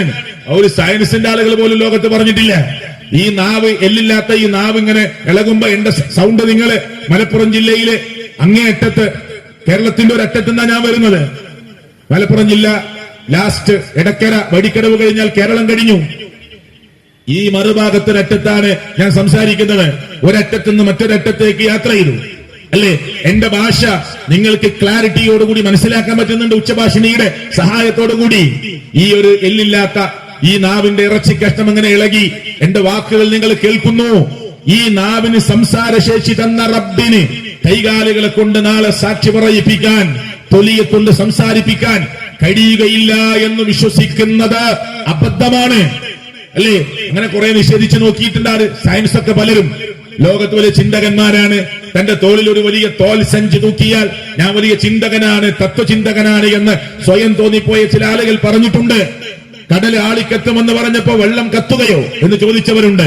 വെള്ളം എന്ന് പറഞ്ഞാൽ H2 ആണ്. ഹൈഡ്രജനും ഓക്സിജനും ചേർന്നതാണ്. ഹൈഡ്രജൻ സ്വയം കത്തുന്നതാണ്, ഓക്സിജൻ കത്താൻ സഹായിക്കുന്നതാണ്. രണ്ടും ചേർന്നിട്ട് അള്ളാഹു കത്തുന്ന ഒന്നിനെ കെടുത്താൻ പറ്റുന്ന വെള്ളാക്കി. അതിന്റെ അളവൊന്ന് തെറ്റിച്ചാൽ കടലാളിക്കത്തും. സയൻസ് പറഞ്ഞില്ലേ കടൽ കത്തുന്നു? അല്ലേ? ഇന്ന് ലോകത്ത് പറഞ്ഞിട്ടില്ലേ? ഉണ്ട്. അപ്പൊ അത്രേ ഉള്ളൂ. വൈദൽ ബിഹാറു സുജിറത്, കടലാളി കത്തുന്ന ഒരു സന്ദർഭം വരാനുണ്ടെന്ന് ഖുർആൻ. വൈദൽ ബിഹാറു സുജിറത്, സമുദ്രം പൊട്ടി പുറത്തേക്ക് ഒഴുകും. അതൊക്കെ ലോകാടിസ്ഥാനത്തിൽ ആളുകൾ മനസ്സിലാക്കിക്കൊണ്ടിരിക്കുകയാണ്. ഇടക്കിടക്ക് തിലമാലകൾ കരയിലേക്ക് വന്ന് മനുഷ്യരെയും കൊണ്ട് തിരിച്ചു പോകുന്നത് കണ്ടിട്ട് നിരീക്ഷകന്മാർ, ഒബ്സർവ് ചെയ്ത ആളുകൾ പറഞ്ഞിട്ടുണ്ട്, ഇതൊക്കെ ലോകാവസാനത്തിലേക്ക് നീങ്ങുന്നതിന്റെ അടയാളമാണ് എന്ന്. ഇതൊക്കെ ഖുർആനിലും ഹദീസിലും പറഞ്ഞ കാര്യമാണ്. അപ്പൊ സുഹൃത്തുക്കളെ, ലോകത്തിന്റെ രക്ഷിതാവായ റബ്ബ്, ആ റബ്ബിനെ മാത്രം ആരാധിക്കണമെന്ന് പറയുമ്പോ അതിൽ വിശ്വസിക്കാനും അംഗീകരിക്കാനും എന്താണ് തടസ്സം? നമുക്ക് ഈ ജീവിതം തന്ന റബ്ബ്, ഒരാളുടെ മുമ്പിൽ നിങ്ങൾ ആരാധന ചെയ്യരുത്. ഒരു മരത്തിന്റെ ഫ്രണ്ടിലോ ഇല്ല, ഒരു മൃഗത്തിന്റെ മുന്നിലോ ഒരു സിദ്ധന്റെ മുന്നിലോ ഒരു തങ്ങളുടെ മുന്നിലോ ഒരു പ്രവാചകന്റെ മുന്നിലോ നിങ്ങൾ ആരാധന സമർപ്പിക്കരുത്, മുഹമ്മദ് നബി ആരാധിക്കരുത് എന്നാണ് മുസ്ലിങ്ങൾ പറയുന്നത്. നിങ്ങൾ ബസ്സിൽ പോകുമ്പോ ഈ ഇതിലൂടെ കടന്നു പോകുന്ന ബസ് ശ്രദ്ധിച്ചോക്ക്, യേശു ക്രിസ്തുവിന്റെ സാങ്കല്പിക ഫോട്ടോ, ശ്രീകൃഷ്ണന്റെ ഒരു ഫോട്ടോ, അല്ലെങ്കിൽ ഗുരുവായൂരപ്പന്റെ ഫോട്ടോ, അല്ലെങ്കിൽ വേറെ ഏതെങ്കിലും ഒരു അവര് ഈശ്വരനായി കാണുന്ന ഒന്നിന്റെ ചിത്രം ഉണ്ട്. അത് അവരുടെ വിശ്വാസമാണ്, അവർക്ക് ചെയ്യുക. മുസ്ലിങ്ങളുടെ ഒരു പള്ളിയുടെ മുനാരം, അല്ലെങ്കിൽ കാബയുടെ ഫോട്ടോ, അല്ലെങ്കിൽ ഏതെങ്കിലും ഒരു പള്ളിയുടെ രൂപ കൊടുക്കുക. എന്താ ഒരു രൂപം കൊടുക്കാത്തത്? മുസ്ലിങ്ങൾക്ക് ഒരു പ്രതിമയുണ്ടാക്കാനോ രൂപം വരക്കാനോ രൂപത്തിന്റെ മുമ്പിൽ വണങ്ങാനോ അധികാരമില്ല. നമ്മൾ ആരും ഈ പ്രപഞ്ചത്തിന്റെ നാഥനെ കണ്ടിട്ടില്ല. നമ്മുടെ കണ്ണിൽ കാഴ്ച ശക്തി തന്നവനാണവൻ, പക്ഷേ അവനെ കാണാനുള്ള ശക്തി നമുക്ക് നൽകിയിട്ടില്ല. ഇല്ലാണ്. ആ റബ്ബ്, ആ ദൈവം, ആ പ്രപഞ്ചത്തിന്റെ രക്ഷിതാവ്, അവനെയാണ് ആരാധിക്കേണ്ടത്. ഇതിന് എന്തെങ്കിലും ന്യായങ്ങൾ പറഞ്ഞ് നമ്മൾ ദോഷികളാണ്, നമ്മൾ പാപികളാണ്, നമ്മൾ കുറ്റം ചെയ്തവരാണ്, ഞാൻ കുറെ നിസ്കാരം വിട്ടുപോയ ആളാണ്, ഞാൻ കുറെ സുന്നത്ത് നോമ്പ് ഒഴിവാക്കിയ ആളാണ്, ഫർളായ നോമ്പ് ഒഴിവാക്കിയ ആളാണ്, ദോഷികളാണ്, അതുകൊണ്ട് ഈ ഖബറിന്റെ മുമ്പിൽ ചെന്നിട്ട് ഈ കിടക്കുന്ന മഹാരഥനായ ആളോട് പറയാം എന്ന് വിചാരിച്ച് ഈ മഹാത്മാക്കളുടെ മുന്നിൽ ചെന്ന് നിൽക്കുന്ന സംവിധാനവും സമ്പ്രദായവും സിസ്റ്റവും അള്ളാന്റെ മതം പഠിപ്പിച്ചിട്ടില്ല. അള്ളാഹു പറഞ്ഞത് ഞാനാണ് നിങ്ങളോട് ഏറ്റവും അടുത്താണ്. എന്റെയും നിങ്ങളുടെയും അടുത്ത് അള്ളാഹു നിൽക്കുമ്പോ പിന്നെ അതിന്റെ ഇടയിൽ ഒരാൾ പ്രവേശിച്ചാൽ അകലം കൂടുക ചെയ്യുക.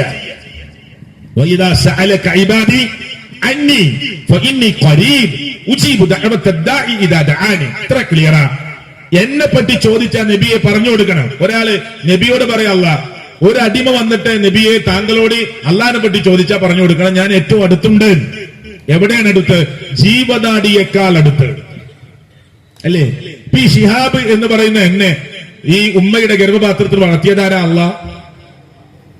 മാതാവിന്റെ ശരീരത്തിൽ നിന്ന് വിസർജിക്കപ്പെടുന്ന അണ്ഡവുമായി പുരുഷന്റെ ശരീരത്തിൽ നിന്ന്, ഉപ്പയുടെ ശരീരത്തിൽ നിന്ന് വിസർജിക്കപ്പെട്ട ആ ബീജവുമായി ചേർന്ന് ഗോളാകൃതി പ്രാപിച്ച് അത് ഗർഭപാത്രത്തിന്റെ ഭിത്തിക്ക് ദ്വാരമുണ്ടാക്കി, രണ്ടാമത്തെ ഭിത്തിക്കും ദ്വാരമുണ്ടാക്കി, മൂന്നാമത്തെ ഭിത്തിയിൽ പോയി അള്ളിപ്പിടിച്ച് കിടക്കുന്ന ഒരട്ടയെ പോലെ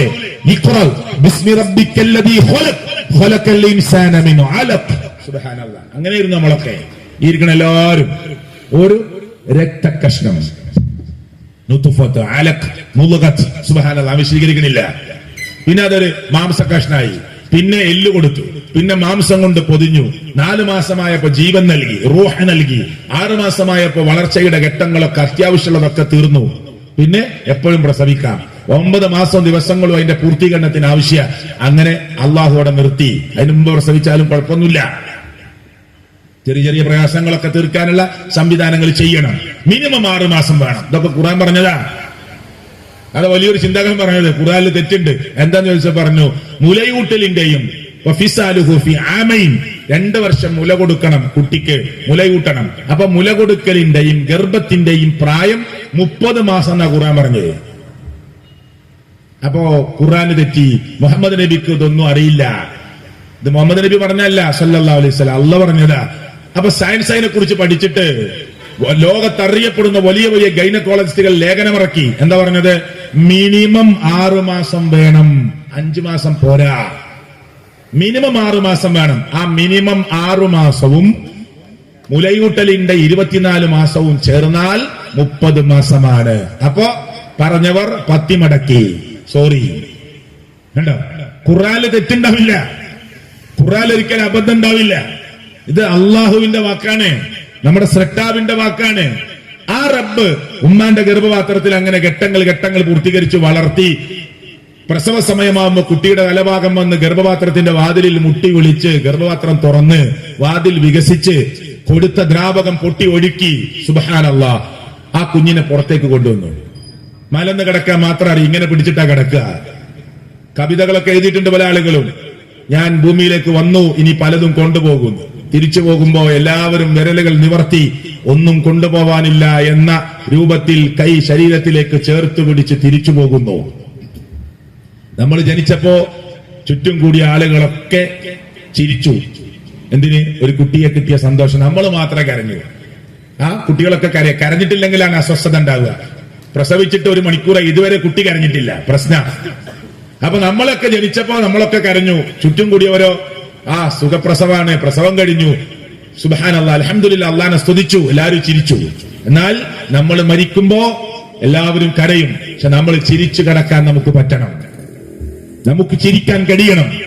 മലക്കുകളുടെ നല്ല സംസാരം കേട്ട്, അവിടെ ആഗമനം കണ്ട്, അവിടെ റൂഹ് പിടിക്കൽ, സമാധാനിപ്പിക്കൽ കേട്ട് നമുക്ക് ചിരിക്കാൻ കഴിയണം. അതിന് തൗഹീദ് ക്ലിയർ ആവണം. അതിനാ ഇത് പറയുന്നത്. അപ്പൊ സുഹൃത്തുക്കളെ, ലോകത്തിന്റെ രക്ഷിതാവായ അല്ലാഹ് ഖുർആനിൽ പറയാണ്, അന്ന് ജീവിച്ച മനുഷ്യന്മാര് പറഞ്ഞ 3 ന്യായം ഞാൻ വിശദീകരിക്കണില്ല. ഇനി അവരെ കുറിച്ച് പറഞ്ഞ എന്താണെന്നറിയോ? ഖുർആനില് വൈദാ റകിബു ഫിൽ ഫുൽക്കി, കണ്ടോ എത്ര ക്ലിയറാ. അവർ കപ്പലിൽ കയറി കഴിഞ്ഞാൽ, ആരാണ് ഈ അവർ? ഈ നാട്ടിലെ അബലമഞ്ചേരിയിലെ പള്ളിയിലെ ഉസ്താദുമാരൊക്കെ ചോദിച്ചു നോക്കി, ഈ ഫൈദാ റകിബു ഫിൽ ഫുൽക്കി, കപ്പലിൽ അവർ കയറി കഴിഞ്ഞാൽ ആരാണ് ഈ അവർ? നബിയും സഹാബത്തുമാണോ? അല്ലെങ്കിൽ അതിനു മുമ്പ് കഴിഞ്ഞുപോയ ഏതെങ്കിലും നബിയിൽ വിശ്വസിച്ച നബിയും നബിയിൽ വിശ്വസിച്ച ആളുകളുമാണോ? ഫൈദാ റകിബു ഫിൽ ഫുൽക്കി, അവർ കപ്പലിൽ കയറി കഴിഞ്ഞാൽ ദഅവുല്ലാഹ മുഖ്ലിസീന ലഹുദ്ദീൻ, അല്ലാഹനെ മാത്രം വിളിച്ചു പ്രാർത്ഥിക്കും. ആര്? ഈ അബൂജഹൽ അടക്കമുള്ള, ഇക്രിമ അടക്കമുള്ള, അന്ന് ഇക്രിമ പിന്നെ മാറി, ആ അടക്കമുള്ള ആളുകളൊക്കെ എന്ത് ചെയ്യാണ്?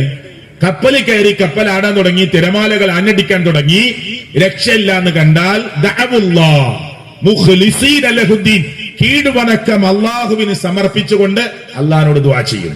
ഇതിനോട് സ്വഭാവം എന്താണ്? ഫലമ്മാ നജ്ജാഹും ഇലൽ ബർരി, കടലിൽ നിന്ന് കരയിലേക്ക് അവരെ രക്ഷപ്പെടുത്തി കൊടുത്താൽ കപ്പൽ നേരെയായി, തിരമാലകൾ ശാന്തമായി, കടൽ ഇളകി മറയുന്നില്ല, അവര് പതുക്കെ കപ്പൽ കരയിലേക്ക് അടുപ്പിച്ച് ഇറങ്ങിയാൽ ഇദാഹും യുശ്രികൂൻ, വീണ്ടും ശിർക്ക് ചെയ്യുന്നവരായി മാറും. കണ്ടോ? ഇത് ഖുർആൻ പറഞ്ഞതാ. فإذا ركبوا في الفلك دعوا الله مخلصين له الدين فلما نجاهم إلى البر إذا هم يشركون. സൂറത്തുൽ അൻകബൂത്തിലെ 65-ാമത്തെ ആയത്ത് ക്ലിയർ ആയിട്ട് അല്ലാഹു പറഞ്ഞു, ഇതൊരു മുസ്ലിമിന് ഉണ്ടാവരുത് എന്നാണ് പറയുന്നത്. ഇതൊരു മുസ്ലിമിന് ഉണ്ടാവരുത്. ഈ സ്വഭാവം ഉണ്ട്. കുട്ടികളില്ലാത്ത സക്കരിയ അലൈഹി സ്വലാത്തു വസ്സലാം ആരോടാ പറഞ്ഞത്? ഖുർആനിൽ എത്ര ആയത്തുകളുണ്ട്?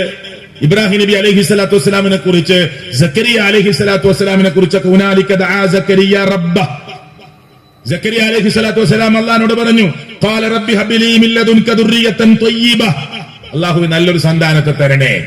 കറണ്ടില്ലേ ഖുർആനിൽ? ഇബ്രാഹിം നബിയുടെ പ്രാർത്ഥനയില്ലേ ഖുർആനിൽ? വിശദീകരിക്കേണ്ട ആവശ്യമില്ല. എന്നാൽ ഇന്ന് നമ്മൾ മക്കളില്ലാത്തവർ ആരോടാ പറയണത്? മുസ്ലിങ്ങളായി അറിയപ്പെടുന്നവർ, ബാക്കിയുള്ളവരെ ഞാൻ പറയുന്നില്ല. മുസ്ലിങ്ങളായി അറിയപ്പെടുന്നവർ കല്യാണം കഴിഞ്ഞ് 10 വർഷമായി, മക്കളില്ല. ഹജ്ജ് ചെയ്ത ഹാജി തുലാഭാരം നടത്താനാ പോയത്. മനസ്സിലായില്ലേ? കുറെ സ്ഥലത്ത് പോയി, കുറെ ജാറത്തിൽ കയറി നോക്കി, കുറെ മക്ബറകളിൽ കയറി നോക്കി, കുറെ ഉമ്മാച്ചന്മാരോട് പറഞ്ഞു നോക്കി, കുറെ ബീവി താത്തമാരോട് പറഞ്ഞു നോക്കി, കുറെ മഹാന്മാരോട് പറഞ്ഞു നോക്കി, രക്ഷയില്ല. അപ്പൊ ആരോ പറഞ്ഞു, ഒന്ന് തുലാഭാരം നടത്തി നോക്കി. അങ്ങനെ തുലാഭാരം നടത്തി, പിറ്റത്തെ വർഷം കുട്ടിയായി. അപ്പൊ തുലാഭാരം നടത്തിയിട്ട് കുട്ടീനെ കിട്ടി. സമയം അപ്പോഴാണായത്. മനസ്സിലായില്ലേ? നിന്നെ പരീക്ഷിക്കാൻ അല്ല തീരുമാനിച്ചത് അപ്പോഴാണ്. അതിന് തുലാഭാരം നടത്തിയിട്ട് കുഞ്ഞിനെ കിട്ടി. പിന്നെ എന്തിനാ ഹജ്ജിന് പോയത്? ലബ്ബൈക അല്ലാഹുമ്മ ലബ്ബൈക എന്ന് പറഞ്ഞിട്ട് ശരീക്കില്ല എന്ന് വിളിച്ചു പറയാൻ. നിന്റെ വിളിക്കുത്തരം നൽകി. ഇബ്രാഹിം നബിയോട് വിളിക്കാൻ പറഞ്ഞു. ലോകത്തിന്റെ നാനാഭാഗത്തുള്ള മനുഷ്യർ ഒട്ടകപ്പുറത്തോ കുതിരപ്പുറത്തോ ഒക്കെ കയറി നടന്ന് അവർ ഇവിടെ വരും, വിളിക്കൂ എന്ന് പറഞ്ഞു. ഗ്രീനിച്ച് രേഖയിലാണ് കഅബാലയമുള്ളത്, ഭൂമധ്യരേഖയിലാണ് കഅബാലയമുള്ളത്. ലോകത്ത് അല്ലാഹനെ മാത്രം ആരാധിക്കാൻ ഉണ്ടാക്കിയ ലോകത്തിൽ 1ാമത്തെ ഭവനമാവുന്ന കഅബാലയത്തിന്റെ മുറ്റത്തേക്ക് വിളിക്കാൻ അല്ലാഹു തആല പറഞ്ഞു. വിളിച്ചു, ആ വിളിക്കുത്തരം നൽകി. ഹജ്ജിന് പോകുന്നു, ഉംറക്ക് പോകുന്നു. പോയിട്ട് എന്ത് കാര്യം? പിന്നെ ഹജ്ജ് കഴിഞ്ഞ് വന്നിട്ട് ഹജ്ജിന് പോകുമ്പോ മഹാന്മാരായ ആളുകളുടെ ഖബറിന്റെ മുന്നിൽ ചെന്നിട്ട് പറയാ, ഹജ്ജിന് ചാൻസ് കിട്ടിയിട്ടുണ്ട്, ഞങ്ങൾ പോവാണ്. വളരെ ഭംഗിയായിട്ട് ഹജ്ജ് കർമ്മം നിർവഹിച്ചു വരാനുള്ള കാര്യങ്ങളൊക്കെ ചെയ്തു തരണമെന്ന് ആരോടാ പറയണത്? ഖബറിൽ കിടക്കുന്ന ആളോട്. നല്ല ഒരു കുട്ടി, അന്ന് ജനിച്ചു വീണ കുഞ്ഞിനെ പോലെ ശുദ്ധ പ്രകൃതിയോടുകൂടി മടങ്ങി വരാൻ പറ്റുന്ന ഇസ്ലാമിലെ വലിയ കർമ്മമാകുന്ന ഹജ്ജ് കഴിഞ്ഞിട്ട് തിരിച്ചു വരുമ്പോ വീട്ടിലേക്ക് നേരെ പോകാതെ എയർപോർട്ടിൽ നിന്ന് പിന്നെയും ജാറത്തിലേക്ക്. പിന്നെ എന്തിനാ ഈ കർമ്മത്തിന് പോയത്? എന്തിനാണ് ഈ മുസ്ലിം ഉമ്മത്തെ ഇത് ആലോചിക്കാത്തത്? എന്താ ഇത് ചിന്തിക്കാത്തത്? എന്താ ഇങ്ങനെ ഒരു ശൈലി അള്ളാഹുവിന്റെ ദീനിലുണ്ടോ? അള്ളാഹുവിന്റെ ദീൻ ഇത് പഠിപ്പിച്ചിട്ടുണ്ടോ? ഖുർആൻ എത്ര ഗൗരവത്തോടു കൂടിയാണ് ചോദിച്ചത്. അലൈസല്ലാഹു ബികാഫിൻ അബ്ദ. ഈ ഒരു ചോദ്യം അബലമഞ്ചേരിയിലെ മുസ്ലിമേ, എന്നെ കേട്ട ഒരാൾ ഹൃദയത്തിൽ പാറയിൽ കോറിയിട്ടതുപോലെ മാഞ്ഞു പോകാതെ നിന്റെ ഹൃദയത്തിന്റെ അകത്തളത്തിൽ ഒന്ന് കോറിയിടുക. അലൈസല്ലാഹു ബികാഫിൻ അബ്ദ. ഒരടിമക്ക് അള്ളാഹു പോരെ? അള്ളാന്റെ ചോദ്യാണ്. നിനക്ക് അല്ല മതി പോരാ, പിന്നെ മതിയായവനല്ലയോ? അല്ല പോരെ നിനക്ക്? പോരാന്നാണ് മുസ്ലിങ്ങള് ജീവിതം കൊണ്ട് പറയണത്. അല്ല പോരാന്നൊന്നും പറയില്ല, പക്ഷെ ജീവിതം കൊണ്ട് പറയും. അല്ലതൊക്കെ ചോദിച്ചിട്ടും അല്ല അല്ലാത്ത ആളുകളോട് പോയിട്ട് എല്ലാ സങ്കടവും പറയും. അവരോട് കുട്ടിയെ ചോദിക്കും, രോഗം മാറാൻ ചോദിക്കും, സിയാറത്തിന്റെ പേരും പറഞ്ഞ് പോയിട്ട് മുന്നിൽ ഉസ്താദ് നിൽക്കും, 10-20 ആളുകൾ ബാക്കിൽ നിൽക്കും. എന്നിട്ട് ആ ഖബർത്താളോട് പറയും, എത്ര കാലായി വന്നിട്ട്, മുമ്പ് ഞങ്ങൾ വന്നിരുന്നു. നേരെ സംസാരിക്കുക, മനസ്സിലായില്ലേ? മുമ്പ് ഞങ്ങളുടെ വന്നിട്ടുണ്ട്, ഇനിയും വരാനുള്ള ഭാഗ്യം കിട്ടണം. ഞങ്ങൾ കുറച്ചാളുകൾ ഇപ്പൊ വന്നിട്ടുണ്ട്, ഇനി കൂടുതൽ ആളുകൾക്ക് വരാൻ, കൂടുതൽ സമയം വരാൻ തൗഫീക്ക് നൽകണം. ആരോടാ വരണത്? പിന്നെ എന്താണ് മുസ്ലിമിന്റെ ഹൃദയത്തിൽ അള്ളാഹ്ക്ക് ഒരു സ്ഥാനമുള്ളത്? അല്ല ഖുർആനിൽ ചോദിച്ചു, അലൈസല്ലാഹു ബികാഫിൻ അബ്ദ, ഒരു അടിമക്ക് അല്ല പോരെ? വയുഖവ്വിഫൂനക, അവർ താങ്കളെ ഭയപ്പെടുത്തുന്നു. കേൾക്കുന്ന മുസ്ലിമേ, നിന്നെ ഭയപ്പെടുത്തുന്നു, താങ്കളെ ഭയപ്പെടുത്തുന്നു. അവർ എന്ത് പറഞ്ഞിട്ട്? യുഖവ്വിഫൂനക ബില്ലദീന മിൻ ദൂനിഹി, അല്ലാഹുവിന് പുറമെയുള്ളവരെ പറ്റി പറഞ്ഞ് പേടിപ്പിക്കും. അധിക വാളും അള്ളാഹിനെ പറ്റി പറഞ്ഞ് ആളുകളെ പിന്നെ ഭയപ്പെടുത്താനോ തിന്മയിൽ നിന്ന് മാറാനോ അള്ളാന്റെ നന്മകളെ കുറിച്ച് പറഞ്ഞ്, അല്ല തന്ന തൗഫീഖിനെ കുറിച്ച് പറഞ്ഞ്, അല്ല തന്ന റഹ്മത്തിനെ കുറിച്ച് പറഞ്ഞ് അള്ളാഹുലേക്ക് അടുപ്പിക്കാനൊന്നുമല്ല. പിന്നെ അള്ളാന്റെ പടപ്പുകളെ കുറിച്ച് പറഞ്ഞ് പേടിപ്പിക്കുക. ആ ഷെയ്ഖ് ഇങ്ങനെയാണ്, ആ ബീബി ഇങ്ങനെയാണ്, അവരുടെ ഗുരുത്തക്കേട് തട്ടും. ഇതാണ് പലരും പഠിപ്പിച്ചുകൊണ്ടിരിക്കുന്നത്. ഒരു 2 മണിക്കൂർ പ്രസംഗത്തില് അള്ളാഹിനെ കുറിച്ച് വളരെ അപൂർവമായിട്ടാ പറയാ. ഷെയ്ഖുമാരെ കുറിച്ച്, ബീവിമാരെ കുറിച്ച്, കഥ, കള്ളക്കറാമത്തുകള്, ഇതൊക്കെയാണ് മുസ്ലിം ഉമ്മത്ത് കേട്ടുകൊണ്ടിരിക്കുന്നത്. ഇതിനി മുസ്ലിം ഉമ്മത്ത് മാറണം. ഈ അവരവഞ്ചേരിയിലൊക്കെ നല്ല ബുദ്ധിയുള്ള, നല്ല യുക്തിയുള്ള, നല്ല വിദ്യാസമ്പന്നരായ മുസ്ലിങ്ങളാണുള്ളത്. നിങ്ങൾ പഠിക്കണം. നമ്മൾ ആരുടെ മുന്നിലും, നമ്മൾ ഒരാളുടെ മുമ്പിലും അടിയറ വെക്കാൻ പാടില്ല. അള്ളാഹു തന്നതാ നമുക്ക് ബുദ്ധി. എത്രയോ ലോകത്ത് എത്രയോ, ഞാനൊരു സ്ഥാപനം നടത്തുന്നുണ്ട്. കുറെ കുട്ടികൾ മെന്റലി റിട്ടാർഡഡ് ആണ്, കുറെ കുട്ടികൾ ഓട്ടിസം ബാധിച്ചവരാണ്, കുറെ കുട്ടികൾ ലേണിംഗ് ഡിസാബിലിറ്റി ഉള്ളവരാണ്, കുറെ കുട്ടികൾ കൈയും കാലും ഒക്കെ വളഞ്ഞ അംഗവൈകല്യമുള്ളവരാണ്. 100-ലധികം 116ഓളം കുട്ടികളെ സംരക്ഷിക്കുന്ന ഒരു കേന്ദ്രമുണ്ട്. അപ്പൊ നമുക്ക് ആ കുട്ടികളെ കുറിച്ച് അറിയാം. അവരുടെ മുമ്പിൽ ഒരു 5 മിനിറ്റ് ഇരിക്കുമ്പോ നമുക്ക് റബ്ബ് തന്ന മഹാഭാഗ്യത്തെക്കുറിച്ചും സൗഭാഗ്യത്തെക്കുറിച്ചും നമുക്ക് മനസ്സിലാവും. റബ്ബ് നമുക്ക് ബുദ്ധി നൽകി. നിങ്ങൾക്ക് നല്ല ഷോപ്പ് നടത്താനുള്ള ബുദ്ധി, നല്ല ഡ്രസ് അണിയാനുള്ള ബുദ്ധി, ഒരു സെലക്ഷൻ നടത്താനുള്ള ബുദ്ധി. ഈ കടയിൽ പോയിട്ട് ഒരു സോപ്പ് ചോദിക്കുമ്പോ ഈ നാട്ടിലെ ഒരാള് നിനക്ക് ഇഷ്ടപ്പെട്ട സോപ്പ് എന്നൊന്ന് പറയോ? ഏത് സോപ്പാന്ന് കടക്കാരൻ ചോദിക്കും. അതിന് ഓൻ കൊടുക്കുന്ന സോപ്പ് ചിലപ്പോ മാറ്റിയിട്ട് വേറെ സോപ്പ് വേണമെന്ന് പറയും. ഒരു ഡ്രസ്സ് വാങ്ങാൻ പോകുമ്പോ തുണി പിടിച്ചു നോക്കും, ഇഷ്ടപ്പെട്ടോ എന്ന് നോക്കും. ഒരു തുണി വരെ എടുക്കുമ്പോ, ഒരു മുണ്ട് വരെ വാങ്ങുമ്പോ, ഒരു ഷർട്ട് വാങ്ങുമ്പോ, ഒരു കർച്ചീഫ് വാങ്ങുമ്പോ, ഒരു സോപ്പ് വാങ്ങുമ്പോ, ഒരു പേസ്റ്റ് വാങ്ങുമ്പോ സെലക്ഷൻ നടത്തുന്ന മനുഷ്യരെ നാളെ പരലോകത്തിന്റെ വിഷയാത്. ഇത് നാളെ പരലോകത്തിന്റെ കാര്യമാണ്. അതുകൊണ്ട് ഇത് മുജാഹിദ് പ്രസ്ഥാനം പറയണതല്ലേ, അത് നമുക്ക് ബാധകമല്ല എന്ന് വിചാരിക്കരുത്. ഇത് പരലോകത്തിന്റെ കാര്യമാണ്. ആ പരലോകത്തിന്റെ വിഷയത്തിൽ നമ്മളൊക്കെ ഒന്ന് ഗൗരവത്തോടു കൂടി ആലോചിച്ച്, എന്നെ ആര് എന്തു പറഞ്ഞ് ഭയപ്പെടുത്തിയാലും എന്റെ റബ്ബിൽ തവക്കുൽ ചെയ്തുകൊണ്ടുള്ള ജീവിതമാണ് ഞാൻ നടത്തുക. ഈ ഖബറിന്റെ മുമ്പിലേക്ക് പോകരുതെന്നാണ് പറഞ്ഞത്. അല്ല, ഖബർ എന്ന് പറഞ്ഞ പ്രിയപ്പെട്ടവരെ നമുക്ക് മരണബോധം ഉണ്ടാക്കാനുള്ള ഒന്നാണ്. ഞാൻ ചുരുക്കി 2-3 വാചകം പറയാം. ഖബർ നമുക്കൊക്കെ ചെന്ന് കിടക്കാനുള്ള സ്ഥല. ചിലപ്പോ നമുക്ക് ഖബർ കിട്ടിയില്ല എന്ന് വരും. ഫ്ലൈറ്റ് അപകടം സംഭവിച്ചു, ഒരാൾ മരിച്ചു, ബോഡിയെ കിട്ടിയില്ല, അയാൾക്ക് ബർസഖില്ലേ? ഉണ്ട്. ഒരു ഷിപ്പ്, ഒരു കപ്പൽ അപകടം നടന്നു, അയാൾ ബോഡി കിട്ടിയിട്ടില്ല, അയാൾക്ക് ബർസഖില്ലേ? ഉണ്ട്. അയാളുടെ ബർസഖിലായോമിയുബഅസുൻ, ഉയർത്തെഴുന്നേൽപ്പ് നാൾ വരെ അയാളുടെ ബർസഖാണ്. അപ്പൊ 6 അടി മണ്ണിലേക്ക്, ഒരു കുടിയിലേക്ക്, ഖബറിലേക്ക് എന്നെ ബോഡി വെക്കണമെന്നില്ല. എവിടുന്ന് മരിച്ചാൽ അയാൾക്ക് ബർസഖുണ്ട്. ആ ബർസഖിൽ നമ്മളൊക്കെ കിടക്കേണ്ടവരാണ്. നാളെ ഉയർത്തെഴുന്നേൽപ്പ് നാൾ വരെയുള്ള സമയമാണ് ബർസഖ്. ആ ബർസഖിലേക്ക് ഇന്നല്ലെങ്കിൽ നാളെ നമ്മളൊക്കെ പോവേണ്ടവരാണ്. എന്തിനാ ഞാനിത് പറഞ്ഞത്? ആ ഖബറിൽ നമ്മൾ ചെന്ന് കിടക്കുമ്പോ പ്രിയപ്പെട്ടവരെ, അവിടെ ചോദ്യം ഉണ്ടെന്ന് വിശ്വസിക്കുന്നവരല്ലേ നമ്മള്? ആ ഖബറിൽ അല്ലെങ്കിൽ മരണാനന്തരമുള്ള ഒരു ലോകത്തേക്ക് പോകണമെന്ന് വിശ്വസിക്കുന്നവരല്ലേ നമ്മള്? അത് വിശ്വസിക്കുന്നവരല്ലേ മുസ്ലിങ്ങൾ എല്ലാവരും? എങ്കിൽ ആ ഖബറിൽ പ്രിയപ്പെട്ടവരെ കിടക്കുന്ന മഹാരഥന്മാർക്ക് പോലും അറിയില്ല ഇവിടെ ഉയർത്തെഴുന്നേൽപ്പ് എന്നാണ് എന്ന്. മനസ്സിലായോ? ഖബറിൽ കിടക്കുന്ന മഹാരഥൻ അറിയില്ല എന്റെ ഉയർത്തെഴുന്നേൽപ്പ് എന്നാണ്. ഖബറിൽ കിടക്കുന്ന ബീവിക്ക് അറിയില്ല എന്റെ ഉയർത്തെഴുന്നേൽപ്പ് എന്നാണ്.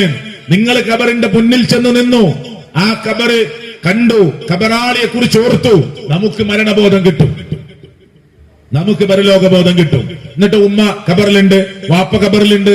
സിയാറത്ത് ഇസ്ലാമിൽ സുന്നത്താണ്, സിയാറത്ത് ഇല്ല എന്നല്ല, സിയാറത്ത് ഇസ്ലാമിൽ ഉണ്ട്, സുന്നത്താണ്. അപ്പൊ ഉമ്മ ഖബറിലുണ്ട്, വാപ്പ ഖബറിലുണ്ട്, വാപ്പയെ കുറിച്ച് ഓർക്കുക, ഉമ്മയെ കുറിച്ച് ഓർക്കുക. എന്നിട്ട് നമ്മുടെ മരണബോധം ഒന്നുകൂടി തട്ടി ഉണർത്തുക, പരലോകത്തെ കുറിച്ച് നമുക്ക് ഓർമ്മ വരും. ആ ഉമ്മക്ക് വേണ്ടി ഖബറിന്റെ അടുത്ത് നിന്നും ഖബറിന്റെ ദൂരെ നിന്നും ഇവിടെ നിന്നൊക്കെ പ്രാർത്ഥിക്കാം. നമുക്കിപ്പോ ഒരു മിനിറ്റ് പ്രാർത്ഥിക്കാം. അല്ലാഹുവേ, ഞങ്ങളുടെ കൂട്ടത്തിൽ നിന്ന് മരണപ്പെട്ട ഉമ്മമാരുടെ, ചേട്ടാനികന്മാരുടെ, ഭാര്യ ഭർത്താക്കന്മാരുടെ, മക്കളുടെ, ബന്ധുമിത്രാദികളുടെ ഖബറിടങ്ങളെ നീ വിശാലമാക്കി കൊടുക്കണേ അല്ലാ. അവർക്ക് നീ മഗ്ഫിറത്തും മർഹമത്തും കൊടുക്കണേ അല്ലാ. നമ്മളിപ്പോ പ്രാർത്ഥിച്ചു, അത് ഖബറിന്റെ അടുത്തൊന്നും പ്രാർത്ഥിക്കാം. ഞാൻ എന്റെ ഉപ്പാന്റെ ഖബറിന്റെ അടുത്ത് പോയി നിൽക്കും, ഞാൻ എന്റെ ഉപ്പാനെ കുറിച്ച് ആലോചിക്കും. കഷ്ടപ്പെട്ട് എന്നെ വളർത്തിയ എന്റെ പിതാവിന് എന്റെ മനസ്സിലേക്ക് ഓർമ്മ വരും, എന്റെ കണ്ണു നനയും. ഖബറിന്റെ അടുത്തുനിന്ന് എന്റെ ഉപ്പാക്ക് പുറത്തു കൊടുക്കണേ എന്ന് ഞാൻ ആത്മാർത്ഥമായി പറയും, അല്ലേ? ആത്മാർത്ഥമായി പറയും. നിങ്ങൾ ഖബറിന്റെ അടുത്ത് ചെന്നിട്ടും ചെല്ലാതെയും പ്രാർത്ഥിക്കാം. ട്രെയിനിലിരുന്ന്, ഫ്ലൈറ്റിലിരുന്ന്, ബസ്സിലിരുന്ന്, റിക്ഷയിലിരുന്ന്, കാറിലിരുന്ന്, ജോലി സ്ഥലത്തിരുന്ന്, ഓഫീസിലിരുന്ന് ഒക്കെ പ്രാർത്ഥിക്കാം. പക്ഷെ ഖബറിന്റെ അടുത്ത് ചെല്ലുമ്പോ ഒന്നുകൂടി ബോധം വരും. അപ്പൊ ഖബറിന്റെ അടുത്ത് പോകുന്ന എന്തിനാണ്? തുദക്കിറുക്കുമുല്ലാഹിറ, അത് നിങ്ങൾക്ക് പരലോക ബോധം ഉണ്ടാക്കി തരും. ആര്? ഈ സിയാറത്ത് നിങ്ങൾക്ക് ഓർമ്മപ്പെടുത്തി തരും. നിനക്കും മരിക്കണം, നീയും പരലോകത്തേക്ക് പോകേണ്ടവനാണ്, നീയും ഈ 6 അടി മണ്ണിൽ കിടക്കേണ്ടവനാണ്. നിന്റെ വലിയ കൊട്ടാരം പോലെയുള്ള വീട് വിട്ട്, 15 വിശാലമായ ബെഡ്റൂം വിട്ട്, നല്ല വിശാലമായ ബെഡ്റൂം, ശീതീകരിച്ച AC ഉള്ള റൂം വിട്ട് ഈ 6 അടി മണ്ണിലേക്ക് പള്ളിക്കാട്ടിൽ വന്ന് കിടക്കേണ്ടവനാണ് നീ എന്ന ഓർമ്മ നിനക്കുണ്ടാക്കി തരും. അതിനാ സിയാറത്ത്. അതിനാണ് മുസ്ലിങ്ങൾ എന്ന് പോണത്, ആണോ? കഴിഞ്ഞ ആഴ്ച മലപ്പുറം ജില്ലയില് തിരൂരില് BP അങ്ങാടിയിൽ ഒരു യാഹൂ തങ്ങളുടെ നേർച്ചക്ക് ആയിരക്കണക്കിന് മുസ്ലിങ്ങൾ വന്നിട്ട് ആനനെ കൊണ്ടുവന്നിട്ട് നെറ്റിപ്പട്ടം കെട്ടി ചെണ്ടമുട്ടുണ്ടാക്കിയിട്ട് ആനക്ക് മതമിളകി ഒരു മനുഷ്യനെ തൂക്കി എറിഞ്ഞു കൊന്നു. എന്ത് മരണബോധം ഉണ്ടാവുക? എന്ത് മരണബോധം ഉണ്ടാവുക? നിങ്ങൾ പറ. തൃശൂർ ജില്ലയിൽ ചേറ്റുവ നേർച്ചക്ക് ആനക്ക് മതമിളകി നേർച്ചയാണ്. അമ്പലത്തിൽ ഉത്സവമല്ല, അത് അവർക്ക് നടത്താം, അത് അവരുടെ വിശ്വാസ. ഇസ്ലാമിൽ ഇങ്ങനെ ഒരു പൂരോത്സവം ഇല്ല. ഹൈന്ദവർക്ക് നടത്താം, അത് അവരുടെ വിശ്വാസ. ക്രൈസ്തവർക്ക് നടത്താം, അത് അവരുടെ വിശ്വാസ. മുസ്ലിങ്ങളെ, ഇസ്ലാമിൽ ഇങ്ങനെ ഒരു ആഘോഷമില്ല. ഉണ്ടെന്ന് തെളിയിക്കാൻ ലോകത്തൊരൊറ്റ പണ്ഡിതനും കാണിക്കാൻ കഴിയില്ല. ഇല്ല അങ്ങനെ ഒരു ഉത്സവാഘോഷങ്ങളിൽ. ഇസ്ലാമിലെ ഖബറുമായി ബന്ധപ്പെട്ട ഒരു ഉത്സവാഘോഷം ഇല്ല. ഉണ്ടോ? അള്ളാഹുവിന്റെ പ്രവാചകൻ ലോകത്തുനിന്ന് വിട പറയുന്ന അന്ന് പോലും ഇതിനെ എതിർത്തിട്ട വഫാത്തായത്. അറിയോ? അത് ചോദിച്ചു നോക്ക് നിങ്ങൾ പണ്ഡിതന്മാരോട്. അല്ലാഹുവേ ലാ തജ്അൽ ഖബരി ഈദാ, അല്ലാഹുവേ മരണത്തിന്റെ വെപ്രാളത്തിൽ മുത്തുനബി കാലിങ്ങനെ ചുരുട്ടുന്നു, കാല് നിവർത്തുന്നു. ആയിഷ ബീവിയുടെ മടിത്തട്ടിൽ കിടന്ന് പറയുന്നു, യാ ആയിഷ ഇന്നലിൽ മൗതി ലസകറാത്ത്, എന്തൊരു വേദനയാണ്, അസ്വസ്ഥതയാണ് ആയിഷ മരണത്തിന്. ആരാ പറയണത്? തങ്ങളായ മുഹമ്മദ് മുസ്തഫ. നമ്മുടെയൊക്കെ മരണം എന്തായിരിക്കും? അള്ളാഹു നമുക്ക് ലഘൂകരിച്ച് തരുമാറാകട്ടെ. അള്ളാഹു നമുക്ക് ലഘൂകരിച്ച് തരുമാറാകട്ടെ. അള്ളാഹു നമുക്ക് എളുപ്പമാക്കി തരുമാറാകട്ടെ. ലോകം കണ്ട അഷറഫുൽ ഖൽക്കായ മുഹമ്മദ് മുസ്തഫ സല്ലല്ലാഹു അലൈഹി വസല്ലം പറയാണ്, എനിക്ക് മരണവേദന സഹിക്കാൻ പറ്റണില്ല അള്ളാന്റെ റസൂലിന്. എന്നിട്ട് കാലിങ്ങനെ ചുരുട്ടുന്നു, നിവർത്തുന്നു, വേർത്തു കുളിക്കുന്നു, നെറ്റിത്തടം നനയുന്നു. ആയിഷ ബീവിയോട് നനഞ്ഞ തുണി കൊണ്ട് നെറ്റി തുടച്ചുകൊണ്ടാന്ന് പറയുന്നു. ആയിഷ ബീവിയുടെ ഷോൾഡറിന് മടിത്തട്ടിലേക്ക് ഊർന്നിറങ്ങുന്നു, 2 കൈയും ആകാശത്തിലേക്ക് ഉയർത്തിപ്പിടിക്കുന്നു. മുത്തുനബി പ്രിയപ്പെട്ടവരെ പ്രയാസപ്പെടുന്നു. ഫാത്തിമ ബിബി ഇത് കണ്ടിട്ട് വല്ലാതെ വിതുമ്പി ഉറക്കെ കരയുന്നു. അങ്ങനെ കരയല്ലേ എന്ന് പറയുന്നു. ഇതൊക്കെ ഉണ്ടായിട്ടുണ്ട്, വിശദീകരിക്കാൻ സമയമില്ല. ഇതൊക്കെ ഉണ്ടായിട്ടില്ലേ? ആ സമയത്താണ് അല്ലാഹുവിന്റെ റസൂല് പറയണത് സല്ലല്ലാഹു അലൈഹി വസല്ലം ലോകത്തുനിന്ന് വഫാത്തായി പോവാണ്. അപ്പ പറയാ, അല്ലാഹുവേ ലാ തജ്അൽ ഖബരി ഈദാ, എന്റെ ഖബറിനെ ഒരു ഉത്സവ പറമ്പാക്കി കൊടുക്കരുത് അല്ലാഹ്. എന്നിട്ട് നല്ല ഉറൂസ് നടത്തുക. ഉറൂസിനെതിരെ പ്രാർത്ഥിച്ചിട്ടാ വഫാത്തായത്. ആര്? അല്ലാഹുവിന്റെ റസൂല് സല്ലല്ലാഹു അലൈഹി വസല്ലം. മുസ്ലിം ഉമ്മത്ത് ശരിക്കും മനസ്സിലാക്കണം, ഉറൂസിനെതിരെ പ്രാർത്ഥിച്ചിട്ടാ വഫാത്താവുന്നത് അല്ലാഹുവിന്റെ റസൂല്. എന്നിട്ട് ഉറൂസ് ഇസ്ലാമിന്റെ പേരിൽ. എന്നിട്ട് ഉറൂസ് നടത്താത്ത ആളുകളോ ഓര് അഹ്ലുസുന്ന വൽ ജമാഅത്തല്ല. നബി എതിർത്തത് നടത്തുന്നവരോ ഒറിജിനൽ അഹ്ലുസുന്ന. നിങ്ങൾ മനസ്സിലാക്കുന്നുണ്ടോ? അള്ളാന്റെ റസൂൽ വരെ അല്ലാഹുവേ എന്റെ ഖബറിനെ ആരാധിക്കപ്പെടുന്ന ബിംബാക്കി കൊടുക്കരുത്, എന്റെ ഖബറിനെ ആരാധിക്കപ്പെടുന്ന ബിംബമാക്കി കൊടുക്കരുത് അല്ലാഹ്. അന്ന് പ്രാർത്ഥിച്ചത് 1400 കൊല്ലം മുമ്പ്. എങ്ങനെ ഖബർ ബിംബാവുക? ഖബർ എങ്ങനെ ബിംബാവും? ഖബർ ആരെങ്കിലും ഖബറാളി ആരെങ്കിലും ആരാധിച്ചു തുടങ്ങിയാൽ ബിംബത്തിന് തുല്യമാണത് എന്ന് ഞാനല്ല പറഞ്ഞത്, നമ്മുടെ നേതാവായ തങ്ങളായ അഷ്റഫുൽ ഖൽഖ് മുഹമ്മദ് മുസ്തഫ സല്ലല്ലാഹു അലൈഹി വസല്ലം പറഞ്ഞ. ഇത് രണ്ടും ദുആ ചെയ്തിട്ടുണ്ടോ? മരിക്കുന്ന വഫാത്താകുന്ന ചോദിച്ചോക്ക്. നിഷ്പക്ഷമായി കാര്യങ്ങൾ കേൾക്കുന്ന ആളുകൾ, നിങ്ങൾക്ക് ഇഷ്ടപ്പെട്ട പണ്ഡിതനോടൊന്ന് ഫോൺ ചെയ്ത് ചോദിച്ചോക്ക്. ഇങ്ങനെ പ്രസംഗത്തിൽ കേട്ടു റസൂൽ കരീം സല്ലല്ലാഹു അലൈഹി വസല്ലം വഫാത്താകുന്ന അന്ന് എന്റെ ഖബറിനെ ഉത്സവ പറമ്പാക്കരുത് എന്ന് പ്രാർത്ഥിച്ചു എന്ന് മുജാഹിദിന്റെ ഒരു പ്രസംഗത്തിൽ കേട്ടു. ശരിയാണോ? അങ്ങനെ പ്രാർത്ഥന ഉണ്ട്, അതിന്റെ അർത്ഥം അങ്ങനെയല്ല. പിന്നെ എന്താ അതിന്റെ അർത്ഥം?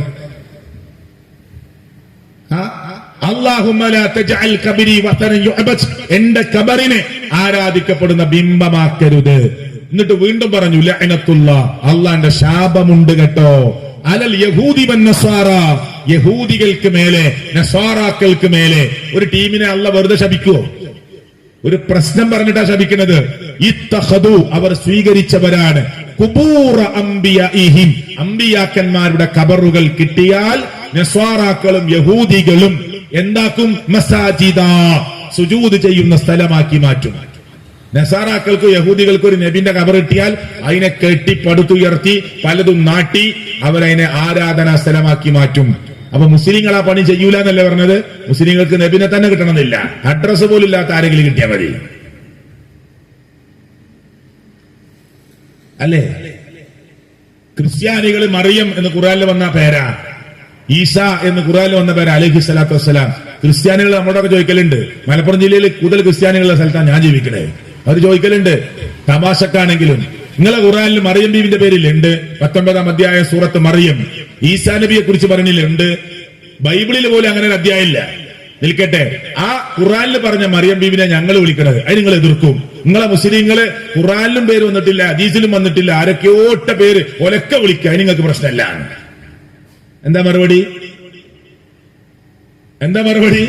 ഒരു ക്രിസ്ത്യാനി പറയാം, നിങ്ങളെ ഖുർആനിൽ വന്ന മറിയം ബീവിനെ, നിങ്ങളെ ഖുർആൻ പറഞ്ഞ ഈസാ നബിനെ ഞങ്ങൾ വിളിക്കണേ, ഞങ്ങളാ ബെറ്റർ. ഖുർആനിലും ഹദീസിലും വരാത്ത 100 കണക്കിന് മനുഷ്യന്മാരെ വിളിക്കണമല്ലോ ഞങ്ങള് മുസ്ലിങ്ങള്. ആരാ കൂടുതൽ നല്ലത്? ചോദ്യത്തിന് എന്താ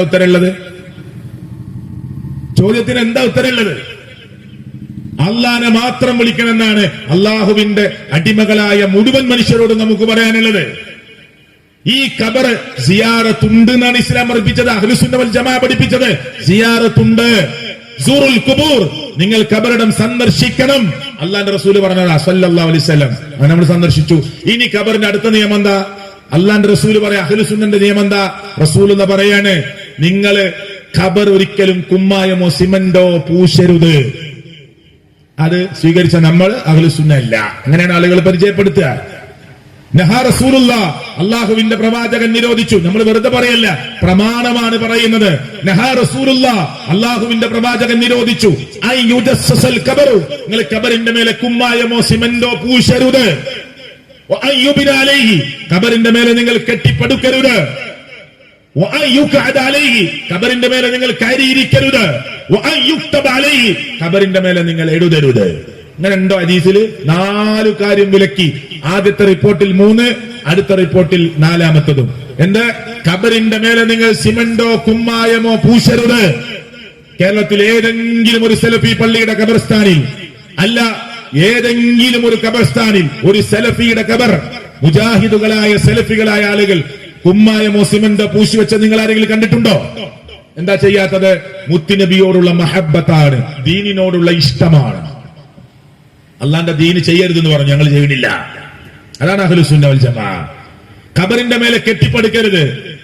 എവിടെയെങ്കിലും കെട്ടിപ്പടുത്തിട്ടുണ്ടോ? എന്താ പടുക്കാത്തത്? എന്താ കെട്ടി ഉയർത്താത്തത്?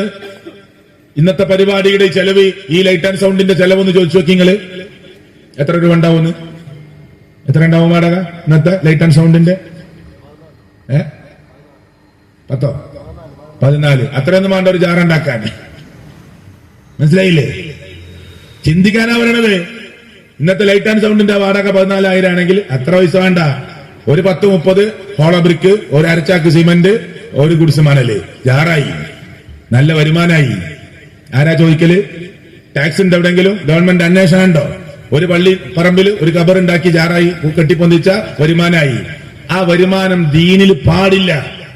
അള്ളാന്റെ റസൂൽ സല്ലല്ലാഹു അലൈഹി നമ്മളെ ഏറ്റവും പ്രിയപ്പെട്ട മുജാഹിദിന്റെ നേതാക്കന്മാർ മരിക്കുമ്പോ ഒരു 10 ഇഷ്ടിക വാങ്ങിയ ഖബറൊന്ന് കെട്ടി ഉയർത്താൻ ഞങ്ങൾക്ക് കഴിയാത്തതുകൊണ്ടല്ല. ചെയ്യാത്തതെന്താ? അത് അള്ളാഹുവിന്റെ പ്രവാചകൻ പറഞ്ഞത്, ഖബർ കെട്ടിപ്പടുക്കരുത്, ഖബറിന്റെ മേലെ കയറിയിരിക്കരുത്, ഖബറിന്റെ മേലെ നിങ്ങൾ എഴുതരുത്. എന്താ? ഞങ്ങൾ സ്വീകരിച്ച നമ്മൾ അഹ്ലു സുന്നന്ന് പുറത്ത്. ചിന്തിക്കണം, ആലോചിക്കാനാ വേണ്ട, കുറ്റപ്പെടുത്താനല്ല. ഈ 4 കാര്യവും കേരളത്തിൽ ചെയ്യുന്ന ആരാ? ബാക്കി സ്റ്റേറ്റൊക്കെ വിട്, ലോകാടിസ്ഥാനത്തിലൊന്നും നമുക്ക് ചർച്ച ചെയ്യേണ്ട. കേരളത്തിൽ ഈ 4 കാര്യം ചെയ്യുന്നത് ആരാ? മുത്തുനബി തങ്ങളായ റസൂൽ കരീം സല്ലല്ലാഹു അലൈഹി വസല്ലം പറഞ്ഞു, ഖബർ സിമന്റോ കുമ്മായമോ പൂശരുത്, ഖബറിന്റെ മേലെ കെട്ടിപ്പടുക്കരുത്, ഖബറിന്റെ മേലെ കയറിയിരിക്കരുത്, ഖബറിന്റെ മേലെ എഴുതരുത്. ഈ 4 സ്വീകരിച്ചത് ആരാ കേരളത്തില്?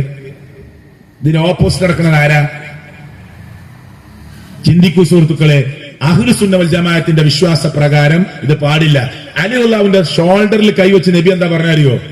അലി ഒരു കാര്യം ഏൽപ്പിക്കുകയാണ്, ഉത്തരവാദിത്തം ഏൽപ്പിക്കുക. എന്താ ഉത്തരവ്? വലാ ഖബറൻ മുശ്രിഫൻ ഇല്ലാ സവൈതഹു. പൊന്തി നിൽക്കുന്ന ഒരു ഖബർ കണ്ടാൽ അതിനെ സാധാരണ ഖബറാക്കാതെ വിടരുത്. ഉത്തരവാദിത്തം ഏൽപ്പിച്ചു അള്ളാന്റെ റസൂല് മരുമോനോട്, പുതിയാപ്പിളയോട്. ഫാത്തിമ ബീബി റളിയല്ലാഹു അൻഹയുടെ പ്രിയപ്പെട്ട ഭർത്താവ് അലി തങ്ങളായ റളിയല്ലാഹു അൻഹുവിനോട് പറയാണ്, ഒരു ഖബർ ഉയർത്തി കണ്ടാൽ അതിനെ തട്ടി സമാക്കി സാധാരണ ഖബറാക്കണം. ഇതൊരു ജനാധിപത്യ രാജ്യം. ഇവിടെ ഖബർ സാധാരണ ഖബർ വെക്കാൻ അധികാരം നമുക്കുണ്ട്. ഖബർ കെട്ടിപ്പൊക്കി അള്ളാന്റെ റസൂലിന്റെ കൽപ്പനയ്ക്കെതിരെ പ്രവർത്തിക്കാൻ ഇവിടുത്തെ ആളുകൾക്ക് അധികാരമുണ്ട്. പക്ഷെ നമുക്ക് പറഞ്ഞു കൊടുക്കാം, ചെയ്യരുത്, തെറ്റാണ്. നിങ്ങൾക്ക് അധികാരമുണ്ട്, ചെയ്തോളി. പക്ഷെ ശരിയല്ല എന്ന് പറയാൻ അധികാരം, അള്ളാഹുവിന്റെ ദീനിന്റെ അധികാരം നമുക്കുണ്ട്. ജനാധിപത്യ രാജ്യം എന്ന നിലക്ക് നമ്മളത് പറയുന്നു. അപ്പൊ ഈ പ്രവർത്തിക്കുന്നത് ആരാ? കിതാബുകളിൽ പറഞ്ഞത് എന്താ? ഇനി നേർച്ച പരിശോധിച്ചോളൂ നിങ്ങള്. അഹ്ലു സുന്ന വൽ ജമാഅത്തിൽ നേർച്ചല്ലേ ഉണ്ട്. നേർച്ച വളരെ ശ്രദ്ധിച്ചും വളരെ ഗൗരവത്തോടു കൂടിയും കൈകാര്യം ചെയ്യേണ്ട ഒന്നാണ്. ഒരാളൊരു നോമ്പ് നേർച്ചയാക്കുക, അത് പിന്നെ ആ നോമ്പ് അനുഷ്ഠിക്കണം. ഒരാൾ ഒരു കാര്യം നേർച്ചയാക്കിയത് വീട്ടണം, പിന്നെ അത് വീട്ടിയിട്ടില്ലെങ്കിൽ അയാൾ പ്രായശ്ചിത്തം കൊടുക്കണം. അതൊക്കെ പ്രശ്നങ്ങളാണ്. ശ്രദ്ധിച്ച് കൈകാര്യം ചെയ്യേണ്ട ഒന്നാണ് ഈ നേർച്ച വഴിപാടുകൾ എന്ന് പറഞ്ഞത്. പക്ഷെ അതിലൊന്നും ഒരു ശ്രദ്ധയും പാലിക്കാതെ മുസ്ലിം ഉമ്മത്ത് നേർച്ച വഴിപാടുകളും കാര്യങ്ങളും ചെയ്തുകൊണ്ടിരിക്കുന്ന രംഗമാണ് നമ്മൾ കണ്ടുകൊണ്ടിരിക്കുന്നത്. സമയത്തിന്റെ കുറവുണ്ട്, 1-2 കാര്യങ്ങൾ വായിച്ചു കേൾപ്പിക്കാം, ശ്രദ്ധിച്ചോളൂ നിങ്ങള്. ഇബ്നു ഹജർ അൽ ഹൈതമി, നമ്മൾ ഇശാ നമസ്കരിക്കാൻ പോയ പള്ളിയിലെ, ഞാൻ മനസ്സിലാക്കുന്ന സമസ്തന്റെ പള്ളിയാണ്, അവിടെ ഈ കിതാബുകളൊക്കെ ഉണ്ടാവും. ആ കിതാബിൽ ഇബ്നു ഹജർ അൽ ഹൈതമി പറയാണ്, ഒരാളുടെ നേർച്ചയുടെ കാര്യം പറഞ്ഞിട്ട് പറയാം, വഇൻ ഖുസിദ ബിഹാദൻ നദിരി, കൃത്യമായി മനസ്സിലാക്കിക്കോളൂ. വഇൻ ഖുസിദ ബിഹാദൻ നദിരി, ഒരു നേർച്ച കൊണ്ട് ഒരാൾ ലക്ഷ്യം വെച്ചത് അത്തഖറബ് ലിമൻ ഫിൽ ഖബരി, ഖബറിലുള്ളവന്റെ അടുപ്പം, സാമീപ്യം, തഖറബ് പ്രതീക്ഷിച്ചുകൊണ്ടാണ് ഒരാൾ നേർച്ചയാക്കിയതെങ്കിൽ ബത്വല, അവന്റെ നേർച്ച ബാത്തിലാണ്. ആരാ പറയണത്? ഷാഫി മദ്ഹബിലെ വലിയ പണ്ഡിതനാണ് ഇബ്നു ഹജർ അൽ ഹൈതമി. എന്നിട്ട് അദ്ദേഹം തുടരുന്നു, ലിഅന്ന തഖറബ ഇന്നമാ യുതഖറബു ബിഹാ ഇലല്ലാഹി തആല ലാ ഇലാ ഖൽഖിഹി. തഖറബ്, സാമീപ്യം, അടുപ്പം പ്രതീക്ഷിക്കേണ്ടത് ഖബറിൽ കിടക്കുന്ന ആളോ മരിച്ചുപോയ ആളോ ജീവിച്ചിരിക്കുന്ന ആളോ ഓലെന്നും മഹത്തോ ഓലെന്നും പിന്നെ തഖറബോ അടുപ്പൊന്നുമല്ല, അള്ളാഹുവിന്റെ അടുപ്പം മാത്രമാണ് പ്രതീക്ഷിക്കേണ്ടത്. അള്ളാന്റെ കൂടി ആഗ്രഹിച്ച് നേർച്ചുണ്ട്. അള്ളാന്റെ പടപ്പുകളുടെ തഖറബ് പ്രതീക്ഷിച്ചല്ല നേർച്ച ചെയ്യേണ്ടത്. ഖബറിലുള്ളവന്റെ തഖറബ് പ്രതീക്ഷിച്ച് നേർച്ചയാക്കിയാൽ അവന്റെ നേർച്ച ബത്വല. ഫതാവൽ കുബറയിൽ 4-ാം വാള്യത്തില് 286-ാമത്തെ പേജ് തുറന്നു നോക്കി ഇപ്പൊ കാണാം. ഞങ്ങൾ വെറുതെ പറയാണോ? പ്രമാണാണ് പറയുന്നത്. ഇനി ഇമാം നവവി, 2-ാം ഷാഫി എന്നറിയപ്പെടുന്ന മഹാനായ പണ്ഡിതനാണ്. മയ്യത്ത് കൊണ്ടുപോകുമ്പോൾ മിണ്ടാതെ കൊണ്ടുപോകണമെന്ന് പറഞ്ഞ പണ്ഡിതൻ, തെളിവുദ്ധരിച്ച പണ്ഡിതൻ. മയ്യത്ത് കൊണ്ടുപോകുമ്പോ മിണ്ടാതെ പോകണം. മയ്യത്തിന്റെ കൂടെ പോകുമ്പോ മൗനം പാലിച്ചിട്ടാണ് പോവേണ്ടത്. ദിക്ർ ഉറക്കെ ചെല്ലരുത്, ഖുർആൻ ഉറക്കെ ഓതരുത്, വർത്തമാനം പറയരുത് എന്ന് പഠിപ്പിച്ച പണ്ഡിതനാണ് ആര്? ഇമാം നബവി. ഞാൻ അവിടേക്ക് കിടക്കണില്ല. ലാ ഇലാഹ ഇല്ലല്ലാഹ് എന്ന് ഉറക്കെ ദിക്റല്ലിട്ടായിരിക്കും ചിലപ്പോ അവിടെയൊക്കെ പോകുന്നത്. അല്ലെ, ഉണ്ടാവില്ലേ? മനസ്സുകൊണ്ട് നിങ്ങൾ ദിക്റും പ്രാർത്ഥനയൊക്കെ ചൊല്ലി പോവാനാണ് ദീന് പഠിപ്പിച്ചത്. ഉറക്കെ ദിക്റല്ലി പോവാൻ പാടില്ല. സഹാബത്തെ ചൊല്ലിയിട്ടില്ല, നബി സല്ലല്ലാഹു അലൈഹി വസല്ലം ചൊല്ലിയിട്ടില്ല, താബീങ്ങൾ ചൊല്ലിയിട്ടില്ല. നിൽക്കട്ടെ. അത് ഖണ്ഡിതമായി തെളിവിന്റെ അടിസ്ഥാനത്തിൽ പറഞ്ഞെന്ന പണ്ഡിതനാണ് ആര്? ഷാഫി മദ്ഹബിലെ രണ്ടാം ഷാഫി എന്നറിയപ്പെടുന്ന ഇമാം നബവി. അഹ്ലുസുന്ന വൽ ജമാഅത്തിന്റെ പണ്ഡിതന്മാരാ. അദ്ദേഹം ഈ ഒരു മൃഗത്തെ ഉറൂസിന്റെ പേരിൽ അറുക്കുക, നേർച്ചയുടെ പേരിൽ അറുക്കുക, ബദരീങ്ങളുടെ ആണ്ടിന്റെ പേരിൽ അറുക്കുക, ഈ അള്ളാഹുവിന്റെ പേരിലല്ലാതെ അറുക്കുന്നതിനെ കുറിച്ച് ഇമാം നബവി പറഞ്ഞ വാക്കെന്താണെന്നറിയും നിങ്ങൾ? കൃത്യമായി കേട്ടോളൂ. وأما الذبح لغير الله فالمراد به أن يذبح باسم غير الله تعالى كمن ذبح للصنم أو الصليب أو الموسى أو لعيسى أو للكعبة ونحو ذلك وكل هذا حرام. എത്ര ക്ലിയർ ആയിട്ടാ ഞാൻ വേഗത്തിൽ വായിച്ചു പോവുകയാണ്, സമയമില്ല സുഹൃത്തുക്കളെ. وأما الذبح لغير الله فالمراد به أن يذبح باسم غير الله تعالى. അള്ളാഹുവിന്റെ പേരിൽ അല്ലാതെ അറുക്കുക എന്ന് പറഞ്ഞാൽ റബ്ബല്ലാത്ത ഏതെങ്കിലും വ്യക്തികളുടെ പേരിൽ അറുക്കലാണ്. മദീനങ്ങളുടെ പേരിൽ ആണ്ട്, മദീനങ്ങളുടെ പേരിൽ അറുവ്, മദീനങ്ങളുടെ പേരിൽ ഒരു പോത്തിനറുക്കുന്നു. എന്താ ഇമാം നബവി പറയുന്നത്? കമൻ ദബഹ, അറുത്തവനെ പോലെ, ലിസ്വനമി അബിസ്വലീബി ഔ ലിമൂസ ഔ ലിഈസ ഔ ലിൽകഅബ വനഹ്വി ദാലിക്. കഅബയുടെ പേരിൽ അറുത്താലും, മൂസാ നബിയുടെ പേരിൽ അറുത്താലും, ഈസാ നബിയുടെ പേരിൽ അറുത്താലും, കുരിശിന്റെ പേരിൽ അറുത്താലും, ബിംബത്തിന്റെ പേരിൽ അറുത്താലും, വനഹ്വി ദാലിക്, അതുപോലെയുള്ള എന്തിന്റെ പേരിൽ അറുത്താലും, വകുല്ലു ഹാദാ ഹറാം, ഹറാമാണ് ആ ബലികർമ്മം. ഇത്ര ക്ലിയർ ആയിട്ട് പള്ളിന്റെ ഉള്ളിൽ അലമാരിൽ സൂക്ഷിച്ച കിതാബില് വലിയ വലിയ മഹത്തുക്കളായ പണ്ഡിതന്മാർ എഴുതി വച്ചിരിക്കുക. വലാ തഹില്ലു ഹാദിഹി ദബീഹ, ഈ അറിവ് ഒരിക്കലും ശരിയാവുകയില്ല, അനുവദിക്കപ്പെട്ടതല്ല. സവാഉൻ കാന ദാബിഹു മുസ്ലിമൻ ഔ നസ്റാനിയ, അറുത്തത് മുസ്ലിമാകട്ടെ അറുത്തത് ക്രിസ്ത്യാനിയാകട്ടെ, ഈ അറിവ് സ്വഹീഹാവുകയില്ല. നസ്സ അലൈഹി ശാഫിഈ, ഇമാം ഷാഫി തർക്കമില്ലാതെ പ്രഖ്യാപിച്ചിട്ടുണ്ട്. വത്തഫഖ അലൈഹി അസ്ഹാബുനാ, ഇമാം ഷാഫിയുടെ കൂടെയുള്ളവരും അത് അംഗീകരിച്ചിട്ടുണ്ട്. ആരാ പറയണത്? ഇമാം നബവി. എന്നിട്ട് ബദരീങ്ങളുടെ ആണ്ടടക്കലില്ലേ, അറിവടക്കലില്ലേ, ഔലിയാക്കന്മാരുടെ പേരും പറഞ്ഞ് ആടിനെയും പോത്തിനെ കറക്കലില്ലേ, ഉറൂസിന്റെ പേരും പറഞ്ഞിട്ടന്ന് ഒരുപാട് ആളുകൾക്ക് ഭക്ഷണം ഉണ്ടാക്കാനെന്ന് പറഞ്ഞ് ഇതിന്റെ പേരിൽ അറിവ് നടക്കുന്നില്ലേ? ഇത് പാടില്ല എന്നാണ് മതം പറയുന്നത്. വേറെ മതത്തിൽ ചർച്ചയില്ല, അതുപോലെ ഇഷ്ട, അതവരെ വിശ്വാസ, അതവർക്ക് ചെയ്യാം. ഇസ്ലാമിന്റെ കാര്യമാണ് പറയുന്നത്. പണ്ഡിതന്മാർ പറഞ്ഞു, കാലൽ ഉലമാ, ഉലമാക്കൾ പറഞ്ഞു, ലൗ ദബഹ മുസ്ലിമുൻ ദബീഹ, ഒരു മുസ്ലിം ഒരു അറിവ് നടത്തി, വഖസദ ബിദബ്ഹിഹ, അറിവ് കൊണ്ട് അവൻ ലക്ഷ്യം വെച്ചു, അത്തഖറബ ബിഹാ ഇലാ ഗൈരില്ലാ, അല്ലാഹു അല്ലാത്തവരുടെ സാമീപ്യമാണ് അവൻ പ്രതീക്ഷിച്ചതെങ്കിൽ, വദബീഹതുഹു, അവന്റെ അറിവ് ദബീഹത്തു മുർത്തദ്ദിൻ, മതത്തിൽ നിന്ന് പുറത്തുപോയവന്റെ ബലികർമ്മമാണ്. ഇത്ര ക്ലിയർ ആയിട്ടാണ് പണ്ഡിതന്മാര് പറഞ്ഞു തരുന്നത്. എന്നിട്ട് അല്ലാഹു അല്ലാത്തവരുടെ പേരിൽ അറിവും നേർച്ചയും വഴിപാടുകളും ഇസ്ലാമിന്റെ പേരിൽ നടക്കുന്നു. ഇത് ഇസ്ലാം അല്ല സുഹൃത്തുക്കളെ, അല്ല. ഈ ആനക്ക് മതമളകലും കേട്ടോ, ഈ കർമ്മങ്ങൾ ഉണ്ടാകലും ഇതൊക്കെ ഇപ്പൊ യാഹൂദങ്ങളുടെ കഴിഞ്ഞ ആഴ്ച നടന്ന തിരൂരിലെ BP അങ്ങാടിയിലെ ഒരു മനുഷ്യനെ കൊന്നത് നിങ്ങൾ വീഡിയോ കണ്ടില്ലേ? യൂട്യൂബിലൊക്കെ അടിച്ചാൽ കിട്ടും, ഒന്ന് ശ്രദ്ധിച്ചു നോക്ക്. അതുവരെ യാഹൂദങ്ങളുടെ പേരും പറഞ്ഞ് വരവാണ്, പെട്ടി വരവ്, പല വരവ. ആനക്ക് മതമളകി ഒരു മനുഷ്യനെ തൂക്കി എറിയുമ്പോ പിന്നെ എല്ലാവരും വിളിക്കണം അല്ലാനെയാണ്. പിന്നെ യാഹൂദങ്ങളെ എന്നുള്ള വിളിയൊന്നും അവിടെ കേൾക്കണില്ല, അല്ലേ? ഇതൊന്ന് ചിന്തിച്ചൂടെ മനുഷ്യരെ?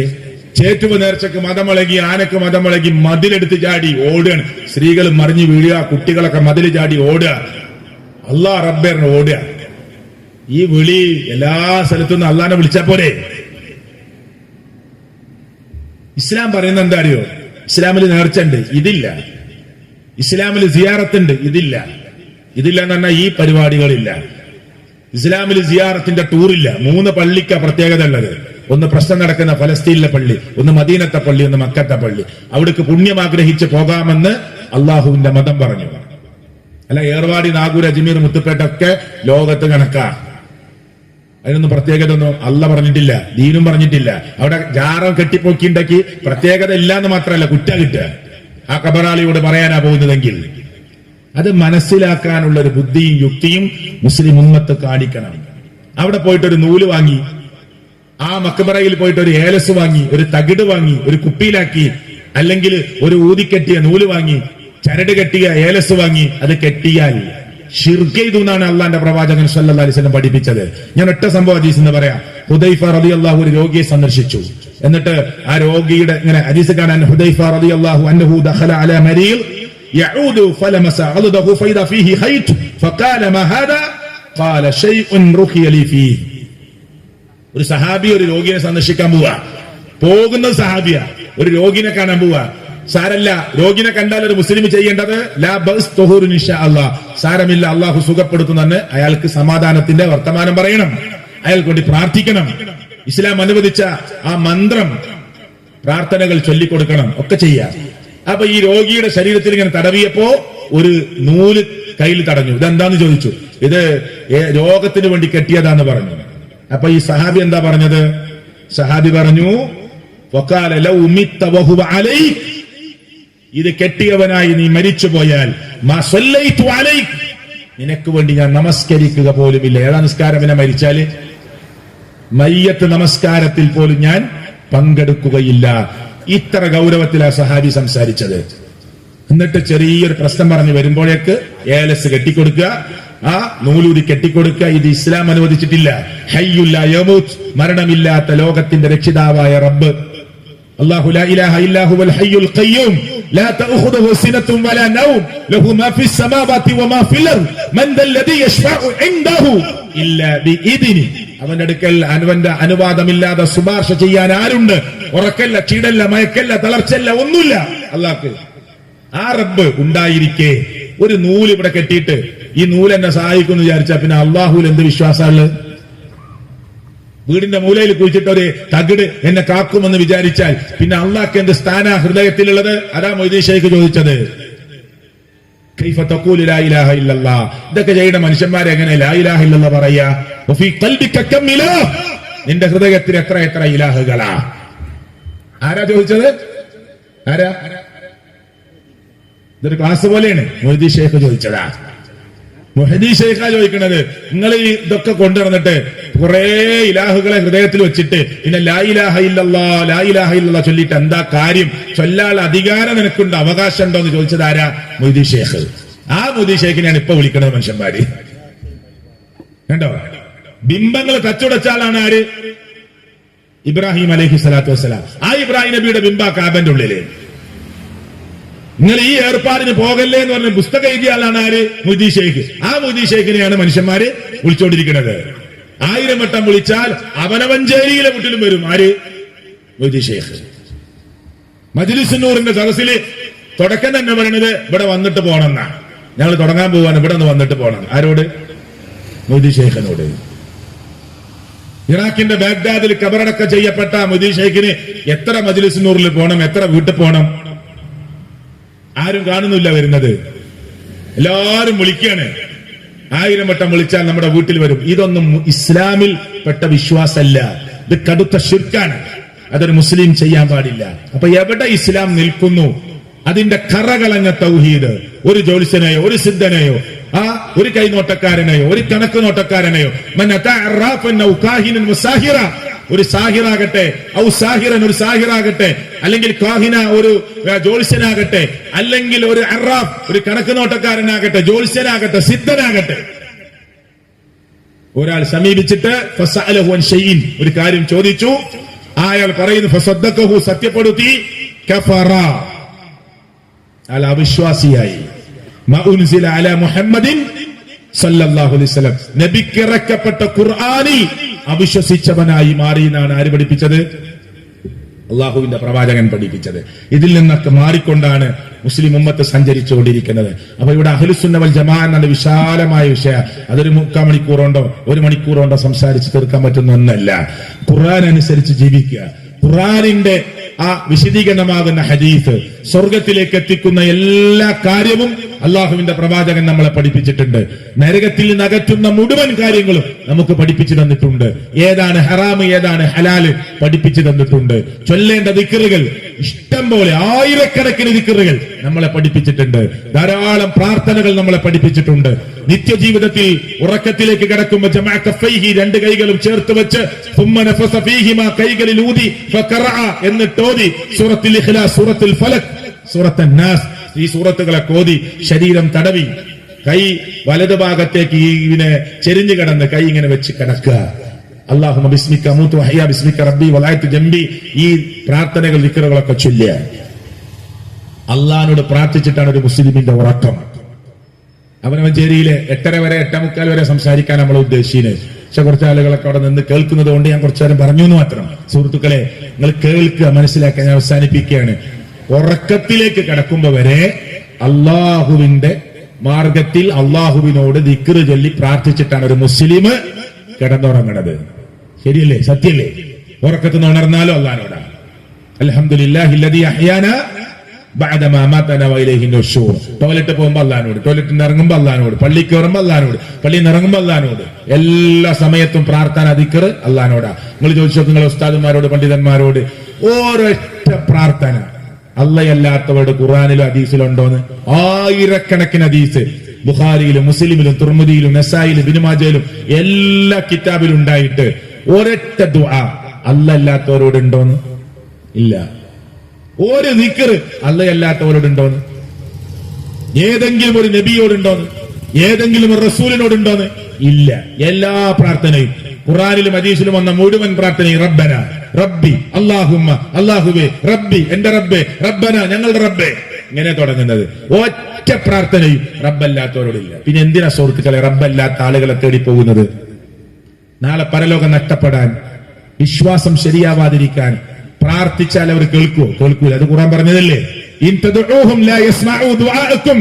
അല്ലാഹു അല്ലാത്തവരോട് നിങ്ങൾ ദുആ ചെയ്താൽ നിങ്ങളുടെ ദുആ അവർ കേൾക്കുകയില്ല. ലാ യസ്മഉ ദുആഅക്കും, നിങ്ങളുടെ ദുആ അവർ കേൾക്കുകയില്ല. വലൗ സമിഉ, വാദത്തിന് വേണ്ടി കേട്ടു എന്ന് സമ്മതിച്ചാൽ തന്നെ മസ്തജാബു ലക്കും, നിങ്ങൾക്ക് അവർ ഉത്തരം തരില്ല. വയൗമൽ ഖിയാമത്തി യക്ഫുറൂന ബിശിർക്കിക്കും, നിങ്ങൾ ചെയ്ത ഷിർക്കിനെ നാളെ പരലോകത്ത് നിഷേധിക്കും. മോദി ശൈഖ് പറയും അല്ലാഹുവിനോട് പരലോകത്തുനിന്ന്, ഇല്ല റബ്ബേ, എന്നോട് പ്രാർത്ഥിക്കാൻ ഞാൻ പറഞ്ഞിട്ടില്ല. 1000 വട്ടം പോയിട്ട് ഒറ്റ വട്ടം എന്നെ വിളിക്കാൻ പറഞ്ഞിട്ടില്ല. റിഫായി ശൈഖ് പറയും, എല്ലാ നബിമാരും പറയും, ഔലിയാക്കന്മാര് പറയും, ഒരാളും പരലോകത്തുനിന്ന് ഞങ്ങളെ വിളിച്ചോന്ന് പറഞ്ഞു എന്ന് അള്ളാന്റെ മുമ്പ് പറയില്ല.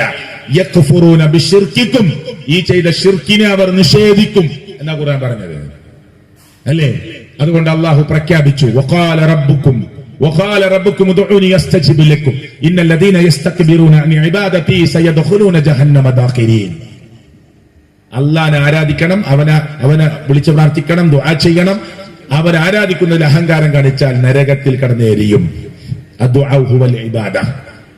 വമൻ യുശ്രിക് ബില്ലാഹ്, ആരെങ്കിലും അല്ലാഹുവിൽ ശിർക്ക് വച്ചാൽ ഫഖദ് ഹറമല്ലാഹു അലൈഹിൽ ജന്ന, അവന്റെ മേൽ അല്ലാഹു സ്വർഗ്ഗം നിഷിദ്ധമാക്കി. പറഞ്ഞിട്ടില്ലേ? ആകാശത്തുനിന്ന് വീണവനെ പോലെ എന്ന് പറഞ്ഞിട്ടില്ലേ? റസൂൽ കരീം സല്ലല്ലാഹു അലൈഹി വസല്ലം ശിർക്ക് ചെയ്യോ? അന്നത്തെ കാലത്ത് ഇപ്പൊ ചോദ്യത്തിന് പ്രസക്തിയില്ല. അന്ന് ഈ സംഭവം പറയുമ്പോ, ഈ ആയത്തിറങ്ങുമ്പോ അല്ലാഹുവിന്റെ റസൂൽ ഏതെങ്കിലും അർത്ഥത്തിൽ ശിർക്ക് ചെയ്യുന്ന സഹാബത്തിന് ആർക്കെങ്കിലും തോന്നുന്നുണ്ടോ? പിന്നെ എന്തിനാ അല്ലാഹു തആല നബിയോട് ഇങ്ങനെ പറഞ്ഞത്? നബിയെ, താങ്കളാണ് ശിർക്ക് ചെയ്യുന്നതെങ്കിൽ ലഇൻ അശ്റക്ത ലയഹ്ബതന്ന അമലുക, താങ്കളുടെ അമല് പൊളിഞ്ഞു പോകും. നബിയാണ് അള്ളാഹുൽ ശിർക്ക് വെച്ചതാൽ മുത്തുനബിയുടെ അമല് പൊളിഞ്ഞു പോകും. മുസ്ലിമേ, ഇഷ്ടംപോലെ ദിക്റില്ലേ, ധാരാളം സ്വലാത്തല്ലി നമ്മുടെ ഉമ്മ വാപ്പ അല്ലെ? സ്വലാത്ത് ചൊല്ലിയിട്ട് പാർസൽ അയച്ചവരുണ്ട്, ദിക്റ് ചൊല്ലിയിട്ട് കയറ്റി അയച്ചവരുണ്ട്. എത്ര ചൊല്ലി, കോടിക്കണക്കിന് ചൊല്ലി. ഒറ്റ തവണ അള്ളാഹു അല്ലാത്തവരോട് വിളിച്ച് പ്രാർത്ഥിച്ചാൽ, റബ്ബല്ലാത്ത പേരിൽ നേർച്ചയാക്കിയാൽ, അല്ലാന്റെ പേരിൽ അല്ലാതെ വഴിപാടുകളും അർച്ചനകളും നടത്തിയാൽ ഷിർക്ക് സംഭവിച്ചാൽ അമല് പൊളിയും. ബുഖാരി ഉദ്ധരിച്ച ഹദീസ് കേട്ടോളൂ, മുസ്ലിം ഉദ്ധരിച്ച ഹദീസ് കേട്ടോളൂ, ഇമാം നസായി ഉദ്ധരിച്ച ഹദീസ്, ഇമാം തിർമിദി ഉദ്ധരിക്കുന്ന ഹദീസ്, അധിക ഹദീസിന്റെ ഗ്രന്ഥത്തിലും വന്നൊരു ഹദീസ് എന്താ അറിയോ? മൻ, ഒരാൾ, മാത്ത, മരിച്ചു, ലാ യുശ്രികു ബില്ലാഹി ഷൈഅ, അല്ലാഹുവിൽ ഒന്നിനെയും ശിർക്ക് വെച്ചിട്ടില്ല, ദഖലൽ ജന്ന, സ്വർഗ്ഗത്തിലാണവൻ. വമൻ മാത, ഒരാൾ മരിച്ചു, യുശ്രികു ബില്ലാഹി ഷൈഅ, അല്ലാഹുവിൽ എന്തെങ്കിലും ഒന്നിനെ, ഷൈഅ, എന്തെങ്കിലും ഒരു ശിർക്ക് ഒരാൾ ചെയ്താൽ, ദഖലൻ നാറ, അവൻ നരകത്തിലാണ്. പിന്നെ എന്ത് സ്വലാത്തല്ലിട്ടും കാര്യമില്ല, എത്ര ദിക്റല്ലിട്ടും കാര്യമില്ല, നിസ്കാരക്കുപ്പായം ഇട്ട് തന്നെ വീട്ടില് 8 മണിക്കൂർ ഇരുന്നിട്ടും കാര്യമില്ല. ശിർക്ക് സംഭവിച്ചോ അമല് മുഴുവൻ പൊളിയും. ലഇൻ അശ്റക്ത ലയഹ്ബതന്ന അമലുക വലതകൂനന്ന മിനൽ ഖാസിരീൻ. നബിയേ, താങ്കൾ ശിർക്ക് ചെയ്താൽ താങ്കളുടെ അമലുകൾ പൊളിയും, താങ്കൾ നഷ്ടകാരികളുടെ കൂട്ടത്തിൽ പെട്ടുപോകും. അതുകൊണ്ട് സഹോദരങ്ങളെ, ഞാൻ അവസാനിപ്പിക്കുന്നു. ഗൗരവത്തോടു കൂടി മനസ്സിലാക്കുക. വിശദമായ രൂപത്തിലൊന്നും ഞാൻ അവതരിപ്പിച്ചിട്ടില്ല. ഇൻഷാ അല്ലാഹ് മറ്റവസരങ്ങൾ ഉണ്ടാവുമ്പോൾ നമുക്ക് ആ കാര്യങ്ങളിലേക്ക് കടക്കാം. എന്ന് മാത്രമേ ഈ സമയത്ത് എനിക്ക് നിങ്ങളെ ഓർമ്മപ്പെടുത്താനുള്ളൂ. സഹോദരങ്ങളെ, ഒരു വാർത്ത നിങ്ങളെ അറിയിക്കുകയാണ്. ബഹുമാന്യനായ കേരള ജമിയത്തുൽ ഉലമയുടെ സംസ്ഥാന പ്രസിഡന്റും കേരള നദ്വത്തുൽ മുജാഹിദീൻ സംസ്ഥാന ജനറൽ സെക്രട്ടറിയുമായ ആയിരുന്ന ആദരണീയനായ പണ്ഡിതൻ എം മുഹമ്മദ് മദനി മരണപ്പെട്ട വിവരം ഗ്രൂപ്പുകളിലൂടെ അറിയുന്നു. ഇന്നാ ലില്ലാഹി വ ഇന്നാ ഇലൈഹി റാജിഊൻ. അല്ലാഹു അദ്ദേഹത്തിന് മഗ്ഫിറത്തും മർഹമത്തും നൽകി അനുഗ്രഹിക്കുമാറാകട്ടെ. ഈ സന്ദർഭത്തിൽ അദ്ദേഹത്തിന് വേണ്ടി പ്രാർത്ഥിക്കണമെന്ന് ഞാൻ പ്രത്യേകമായി സൂചിപ്പിക്കുകയാണ്. സഹോദരങ്ങളെ, നമ്മുടെ കൂട്ടത്തിൽ നിന്ന് മൺമറഞ്ഞു പോയ ഒരുപാട് പണ്ഡിതന്മാരുണ്ട്, ഉലമാക്കളുണ്ട്, ഉമറാക്കളുണ്ട്. അള്ളാഹു അവർക്കൊക്കെ അവരുടെ കബറിടങ്ങളെ അള്ളാഹു വിശാലമാക്കി കൊടുക്കുമാറാകട്ടെ. ഇവിടെ അർഷദ് അൽ ഹിക്കമി സൂചിപ്പിച്ചതുപോലെ നമ്മുടെ മക്കളെ കുറിച്ചൊക്കെ ഗൗരവത്തോടു കൂടി ആലോചിക്കുക.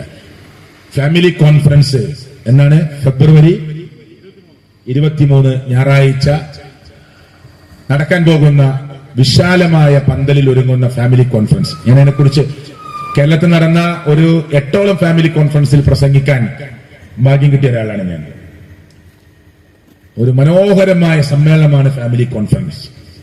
മലപ്പുറം ഈസ്റ്റിലും അതുപോലെ തന്നെ കണ്ണൂരിലും അതുപോലെ തന്നെ കോഴിക്കോടും അങ്ങനെ ഒരുപാട് ഫാമിലി കോൺഫറൻസിൽ സംസാരിക്കാൻ അവസരം കിട്ടിയ ഒരു സുഹൃത്ത്, കാഴ്ച കണ്ടൊരു സുഹൃത്ത് എന്ന നിലയ്ക്ക് ആളുകളിന് ആവേശത്തോടുകൂടി കോട്ടയത്ത് ഈ കഴിഞ്ഞ ആഴ്ച കോട്ടയത്തായിരുന്നു ലാസ്റ്റ് ഫാമിലി കോൺഫറൻസ്. അവിടെ പങ്കെടുക്കാൻ പ്രസംഗിക്കേണ്ട ഒരാളായിരുന്നു. പക്ഷെ ഞാൻ ശക്തമായി പനി പിടിച്ച് കിടപ്പിലായിരുന്നു. അതിനുശേഷം കുറച്ച് സ്ട്രോങ്ങിൽ പ്രസംഗിക്കുന്ന എന്നാണ് റെസ്റ്റ് എടുക്കേണ്ട സമയമാണ്. നല്ല ഇപ്പോഴത്തെ പനിയൊക്കെ നിങ്ങൾക്ക് എല്ലാവർക്കും അറിയാം. ശാരീരികമായിട്ട് വേദനയും അസ്വസ്ഥതയൊക്കെ ഉണ്ടാക്കുന്ന പനിയാണ്. 4-5 ദിവസം പനി പിടിച്ച് കിടന്ന് അതിനുശേഷം മിനിഞ്ഞാന്ന് കോട്ടയത്തും കൊല്ലത്തും ഇന്ന് ഇവിടെയും പ്രസംഗിച്ചു. അള്ളാഹു സ്വീകരിക്കുമാറാകട്ടെ. നിങ്ങളൊക്കെ എല്ലാ പ്രബോധകന്മാർക്ക് വേണ്ടി ദുആ ചെയ്യണം. നമ്മളൊക്കെ 3 മണിക്കൂറൊക്കെ നിൽക്കാതെ അല്ലാഹുവിന്റെ ദീന് സംസാരിക്കുന്നത് വേറൊന്നും ആഗ്രഹിച്ചിട്ടല്ല, ഒന്നും ആഗ്രഹിച്ചിട്ടല്ല. നിങ്ങൾ പഠിച്ചു.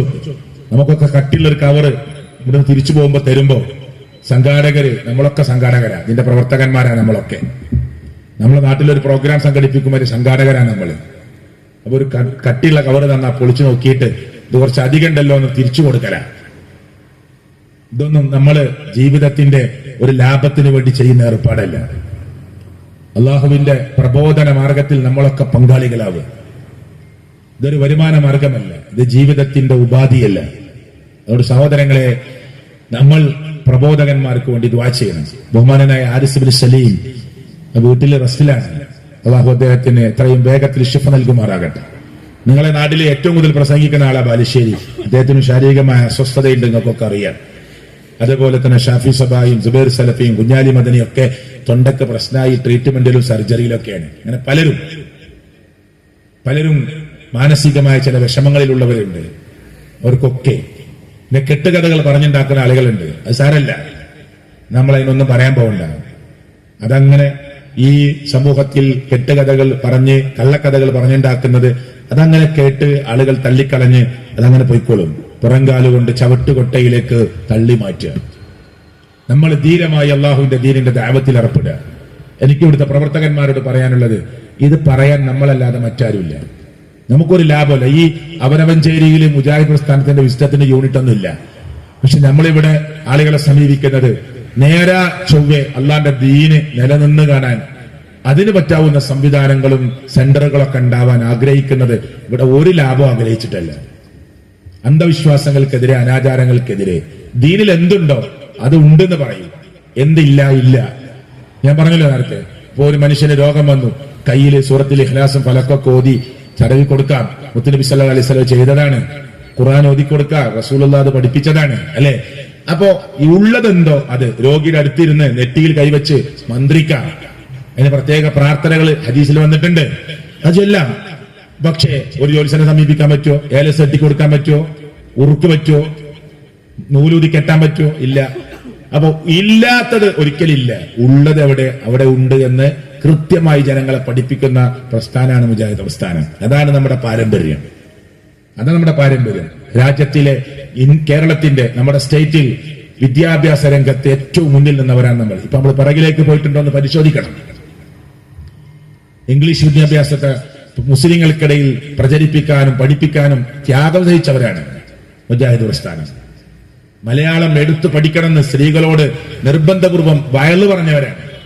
ഖുർആന്റെ അർത്ഥം വായിക്കണേ എന്ന് പഠിക്കണേ എന്ന് മുജാഹിദ് പ്രസ്ഥാനം മുക്കുമൂലകളിൽ കയറി പഠിപ്പിച്ചവരാണ്. ഖുർആന്റെ പരിഭാഷക്കെതിരായിരുന്നു ബഹുഭൂരിപക്ഷം വരുന്ന മുസ്ലിം പണ്ഡിതന്മാർ. യതീഖാനക്കെതിരായിരുന്നു, മദ്രസിനെതിരായിരുന്നു. അവിടുന്നൊക്കെ മാറി വന്നവരാണ് ഈ മുസ്ലിം ഉമ്മത്ത്.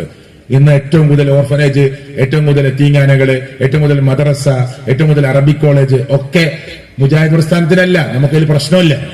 പക്ഷെ അതിനൊക്കെ എതിര് നിന്നവരായിരുന്നു ഒരു കൂട്ടം മുസ്ലിം ഉമ്മത്ത്.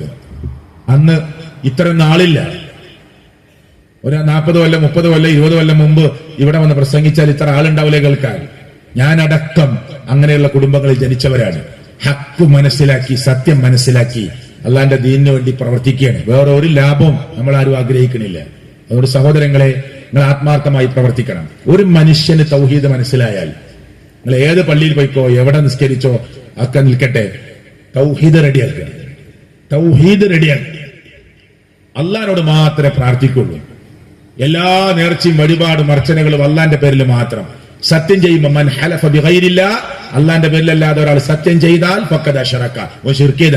എന്റെ ഉമ്മയാണ് സത്യം എന്ന് പോലും പറയാൻ പാടില്ല. മുഹമ്മദ് നബിയാണ് സത്യം എന്നല്ല പറയേണ്ടത്. സത്യം ചെയ്യേണ്ട ഒരു കാര്യം മുന്നിൽ വന്നാൽ അള്ളാഹുവാണ് സത്യം. അതാ ദീന്. ആ ദീനനുസരിച്ച് ജീവിക്കണം എന്നാണ് മുജാഹിദ് പ്രസ്ഥാനം പറയണത്. കാട്ടിക്കുട്ടലുകൾ ഒഴിവാക്കുക. ദീൻ എത്ര എളുപ്പ. ആ എളുപ്പമുള്ള ദീനെ നമ്മളെല്ലാവരും കൂടി കെട്ടിക്കൊടുക്കുള്ള ഒന്നാക്കി മാറ്റരുത്. ഒരാൾ മരിച്ച് കുറെ മാമൂല്, കണ്ണൂക്ക് ഇസ്ലാമിലില്ല, ഏഴ് ഇസ്ലാമിലില്ല, 40 ആഘോഷിക്കൽ ഇസ്ലാമിലില്ല, ആണ്ടാഘോഷിക്കൽ ഇസ്ലാമിലില്ല, നബിദിനാഘോഷം ആഘോഷിക്കൽ ഇസ്ലാമിലില്ല. ഇസ്ലാമിൽ ഉള്ളത് ഇഷ്ടം പോലെ ചെയ്യാണ്ട്, ഇല്ലാത്തതിലേക്ക് പോകണ്ട. അതുകൊണ്ട് ഉള്ളത് ചെയ്യാൻ ആത്മാർത്ഥയോടുകൂടി ഇറങ്ങുക. അള്ളാഹു തൗഫീക്ക് നൽകുമാറാകട്ടെ.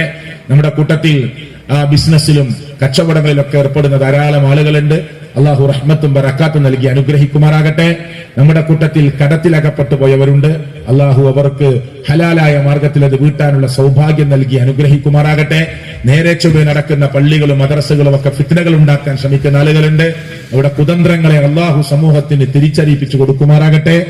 അള്ളാഹുവെ, നിന്റെ വഹദാനിയത്ത് ഉച്ചസ്ഥലം പറയാൻ ശാരീരികമായ ബുദ്ധിമുട്ടുകളും അസ്വസ്ഥതകളും ഒക്കെ ഉണ്ടായിട്ടും എല്ലാം മറന്ന് അള്ളാഹുവെ, നിന്റെ മാർഗത്തിൽ നെറ്റിത്തടത്തിൽ വിയർപ്പ് പൊടിഞ്ഞുകൊണ്ടിരിക്കുക മരിക്കാൻ ഞങ്ങൾക്ക് നീ സൗഭാഗ്യം നൽകണേ അള്ളാഹുവേ. ഇവിടുത്തെ ഭൗതികമായ യാതൊരു ലാഭവും ആഗ്രഹിക്കാതെ നിന്റെ ദീനിനു വേണ്ടിയുള്ള ഈ ഓട്ടം നടത്തുന്ന ഈ കൊച്ചു സംഘത്തെ നീ വിജയിപ്പിക്കണേ അള്ളാഹുവേ. ഇതിന്റെ സ്ഥാപനങ്ങൾ, ഇന്ന് തലയുയർത്തി നിൽക്കുന്ന സ്ഥാപനങ്ങൾ വീണ്ടും വീണ്ടും ഉയർച്ചയിലേക്ക്, ഉന്നതിയിലേക്ക് എത്തിക്കണേ അള്ളാഹുവേ. സമൂഹത്തിന്റെ മുന്നിൽ പ്രശ്നങ്ങളുടെ പരിഹാരത്തിന് വേണ്ടി ഓടി നടക്കുന്ന ഞങ്ങളുടെ പ്രവർത്തകന്മാർ, ഞങ്ങളുടെ പണ്ഡിതന്മാർ, ഞങ്ങളുടെ നേതാക്കന്മാർ, അവർക്ക് നീ അള്ളാഹുവേ നല്ല വിധത്തിൽ സംസാരിക്കാനും ആളുകളുടെ പ്രശ്നങ്ങൾ തീർക്കാനുമുള്ള ഏറ്റവും നല്ല തൗഫീക്ക് നീ ഉണ്ടാക്കി കൊടുക്കണേ ഞങ്ങളുടെ കൂട്ടത്തിൽ നിന്ന് മൺമറഞ്ഞു പോയ ഉപ്പ ഉമ്മമാരുടെ, ജ്യേഷ്ഠാനികന്മാരുടെ, മക്കളുടെ, ഭാര്യ ഭർത്താക്കന്മാരുടെ കബറിടങ്ങളെ നീ വിശാലമാക്കി കൊടുക്കണേ അമ്പിയാക്കന്മാർ, ഔലിയാക്കന്മാർ, സിദ്ദീഖുകൾ, ശുഹദാക്കൾ പ്രവേശിക്കുന്ന സ്വർഗത്തിൽ ഞങ്ങളെയും നീ പ്രവേശിപ്പിക്കണേ എവിടുന്ന് മരണപ്പെട്ടാലും ലാ ഇലാഹ ഇല്ലല്ലാഹ് എന്ന കലിമത്തു തൗഹീദ് ഉച്ചരിച്ച് മരിക്കാനുള്ള ഭാഗ്യം ഞങ്ങൾക്ക് നീ പ്രദാനം ചെയ്യണേ കാലവിപത്തുകളുടെ മരണങ്ങളിൽ നിന്ന്, അപകടങ്ങളിൽ നിന്ന് ഞങ്ങളെ നീ കാത്തു രക്ഷിക്കണേ ഫലസ്തീനിന്റെ മണ്ണിൽ ഇന്നും വേദനിക്കുന്ന ആളുകൾക്ക് നീ അറുതിയും ആശ്വാസവും ഉണ്ടാക്കി കൊടുക്കണേ മുസ്ലിമായതിന്റെ പേരിൽ മാത്രം ആളുകളുടെ പീഡനങ്ങൾ ഏൽക്കേണ്ടി വരുന്ന ആളുകൾക്ക് അല്ലാഹുവേ നീ ഏറ്റവും നല്ല മാർഗവും രക്ഷയും നീ ഉണ്ടാക്കി കൊടുക്കണേ അല്ലാഹുവേ. ഇസ്സത്തോടുകൂടി, അഭിമാനത്തോടുകൂടി ഒരു നല്ല മുസ്ലിമായി ജീവിക്കാനുള്ള ഏറ്റവും നല്ല സൗഭാഗ്യം നീ നൽകണേ ഈ വിസ്ഡം ഇസ്ലാമിക് ഓർഗനൈസേഷന്റെ കീഴിൽ നടക്കുന്ന വ്യത്യസ്തമായ ഡോക്ടർമാർക്ക്, എഞ്ചിനീയർമാർക്ക്, IT തലത്തിൽ പ്രൊഫഷണൽ രംഗത്ത് പ്രവർത്തിക്കുന്ന ആളുകൾക്ക് ഫോക്കസ് നടക്കുന്നു. ആ പ്രൊഫഷണൽ വിദ്യാർത്ഥികൾക്ക് പ്രോഫ്കോൺ നടക്കുന്നു. ഹൈസ്കൂൾ, ഹയർ സെക്കൻഡറി തലത്തിലെ വിദ്യാർത്ഥികൾക്ക് പ്രൊഫൈസ് നടക്കുന്നു. അങ്ങനെ എല്ലാ തലത്തിലും അന്യ സംസ്ഥാന തൊഴിലാളികൾക്ക് പ്രത്യേക ക്യാമ്പ് നടക്കുന്നു. വനിതകൾക്ക് പ്രത്യേക ക്യാമ്പ് നടക്കുന്നു. പ്രിയപ്പെട്ടവരെ, ഒരു രംഗത്തും നമ്മൾ മാറി നിൽക്കുന്നില്ല. ലഹരിക്കെതിരെയുള്ള ക്യാമ്പ് നടക്കുന്നു. സ്കൂളുകൾ കയറി ഇറങ്ങി പ്രത്യേക അനുമതി വാങ്ങിക്കൊണ്ട് ലഹരിക്കെതിരെയുള്ള ക്യാമ്പുകൾ സംഘടിപ്പിച്ചുകൊണ്ടിരിക്കുന്നു. അങ്ങനെ എല്ലാ നിലയിലും പ്രവർത്തിക്കുവാനുള്ള തൗഫീക്ക് അല്ലാഹു നമുക്ക് പ്രദാനം ചെയ്യുമാറാകട്ടെ. റബ്ബനാ ആതിനാ ഫിദ്ദുനിയ ഹസന വഫിൽ ആഖിറതി ഹസനത വഖിനാ അദാബന്നാർ. ആമീൻ ആമീൻ ബിറഹ്മതിക യാ അർഹമർ റഹീമീൻ. അസ്സലാമു അലൈക്കും വറഹ്മത്തുള്ളാഹി വബറകാതുഹു.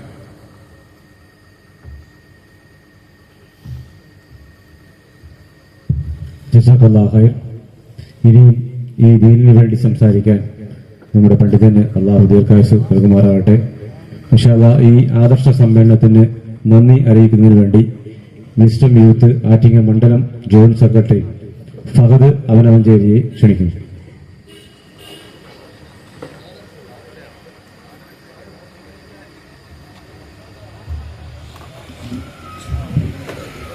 അസ്സലാമു അലൈക്കും വറഹ്മത്തുള്ളാഹി വബറകാതുഹു. ബിസ്മില്ലാഹിർ റഹ്മാനിർ റഹീം. ഈ ആറ്റിങ്ങൽ മണ്ഡലം തസ്ഫിയ ആദർശ സമ്മേളനത്തിന് നന്ദി പറയുക എന്നുള്ളതാണ് എൻ്റെ കർത്തവ്യം. അതിനു മുമ്പായി ഏതാനും ചില കാര്യങ്ങൾ പറഞ്ഞുകൊള്ളട്ടെ. നമ്മുടെ അടുത്ത പ്രദേശമായ പാലാങ്കോണത്ത് കൊച്ചു കുട്ടികൾക്ക് പഠിക്കുന്നതിന് വേണ്ടി പ്രീ സ്കൂൾ, അതായത് 3 വയസ്സ് മുതൽ 5 വയസ്സുള്ള കുട്ടികളെ പഠിപ്പിക്കുന്ന അൽഫിത്ര പ്രീ സ്കൂളുണ്ട്.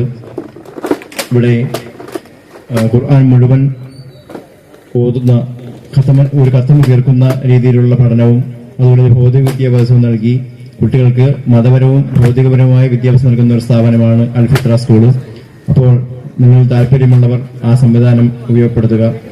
അതുപോലെ തന്നെ ഹൈസ്കൂൾ വിദ്യാർത്ഥിനികൾക്കായി പെൺകുട്ടികൾക്ക് വേണ്ടി റൈറ്റേഴ്സ് ഇസ്ലാമിക് സ്കൂൾ എന്ന സംവിധാനം പാലാങ്കോണത്ത് പ്രവർത്തിക്കുന്നു. ഇവിടെ 7ാം ക്ലാസ് മുതൽ ഉള്ള കുട്ടികൾക്കാണ് അഡ്മിഷൻ നൽകുന്നത്. അതുപോലെ തന്നെ പാലാങ്കോണത്ത് സലഫി മദ്രസ പ്രവർത്തിക്കുന്നുണ്ട്. 1ാം ക്ലാസ് മുതൽ 7ാം ക്ലാസ് വരെയുള്ള ക്ലാസ്സുകളാണ് ആ മദ്രസയിൽ നടക്കുന്നത്. ടീച്ചേഴ്സായിട്ട് വനിതാ അധ്യാപകനുള്ളത്. കഴിയുന്നവർ പരമാവധി ആളുകൾ ഈ ഒരു സംവിധാനങ്ങളെല്ലാം ഉപയോഗപ്പെടുത്തണമെന്ന് ഓർമ്മപ്പെടുത്തുകയാണ്. ഈ ഒരു സമ്മേളനത്തിന് അധ്യക്ഷത വഹിച്ച വിസ്ഡം യൂത്ത് ആറ്റിങ്ങൽ മണ്ഡലം പ്രസിഡന്റ് സലീംകുട്ടിക്ക് ഔപചാരികമായി നന്ദി അറിയിക്കുകയാണ്. അതുപോലെ പ്രൗഢഗംഭീരമായ പ്രഭാഷണം നിർവഹിച്ച അർഷദ് അൽഹക്കമി താനൂർ ഉസ്താദിനും അഹ്ലുസുന്നത്തി വൽ ജമാഅ എന്ന വിഷയത്തെ അധികരിച്ചുകൊണ്ട് പ്രൗഢഗംഭീരമായ പ്രഭാഷണം നടത്തിയ ബഹുമാന്യ പണ്ഡിതൻ ശിഹാബ് അടക്കര അവർക്കും ഇവിടെ സന്നിഹിതരായിരുന്ന എല്ലാവർക്കും നന്ദി രേഖപ്പെടുത്തുന്നു. അതുപോലെ തന്നെ ഈ സ്ഥലം നമുക്ക് സൗജന്യമായി വിട്ടു നൽകിയ ഇതിന്റെ ഉടമസ്ഥന് പ്രത്യേകം നന്ദി ഈ ഒരു അവസരത്തിൽ പറയുകയാണ്. അതുപോലെ ലൈറ്റ് ആൻഡ് സൗണ്ട് നൽകിയ സഹോദരനും നന്ദി പറയുകയാണ്. ഇത്രയും പറഞ്ഞുകൊണ്ട് നിർത്തുന്നു. വാഹിറു ദഅ്വാനാ അൽഹംദുലില്ലാഹി റബ്ബിൽ ആലമീൻ. അസ്സലാമു അലൈക്കും വറഹ്മത്തുള്ളാഹി വബറകാതുഹു. സദസ്സ് പിരിയുമ്പോൾ പ്രാർത്ഥന പ്രാർത്ഥിക്കുക. സുബ്ഹാനകല്ലാഹുമ്മ റബ്ബനാ വബിഹംദിക അഷ്ഹദു അല്ലാ ഇലാഹ ഇല്ലാ അൻത അസ്തഗ്ഫിറുക വഅതൂബു ഇലൈക്.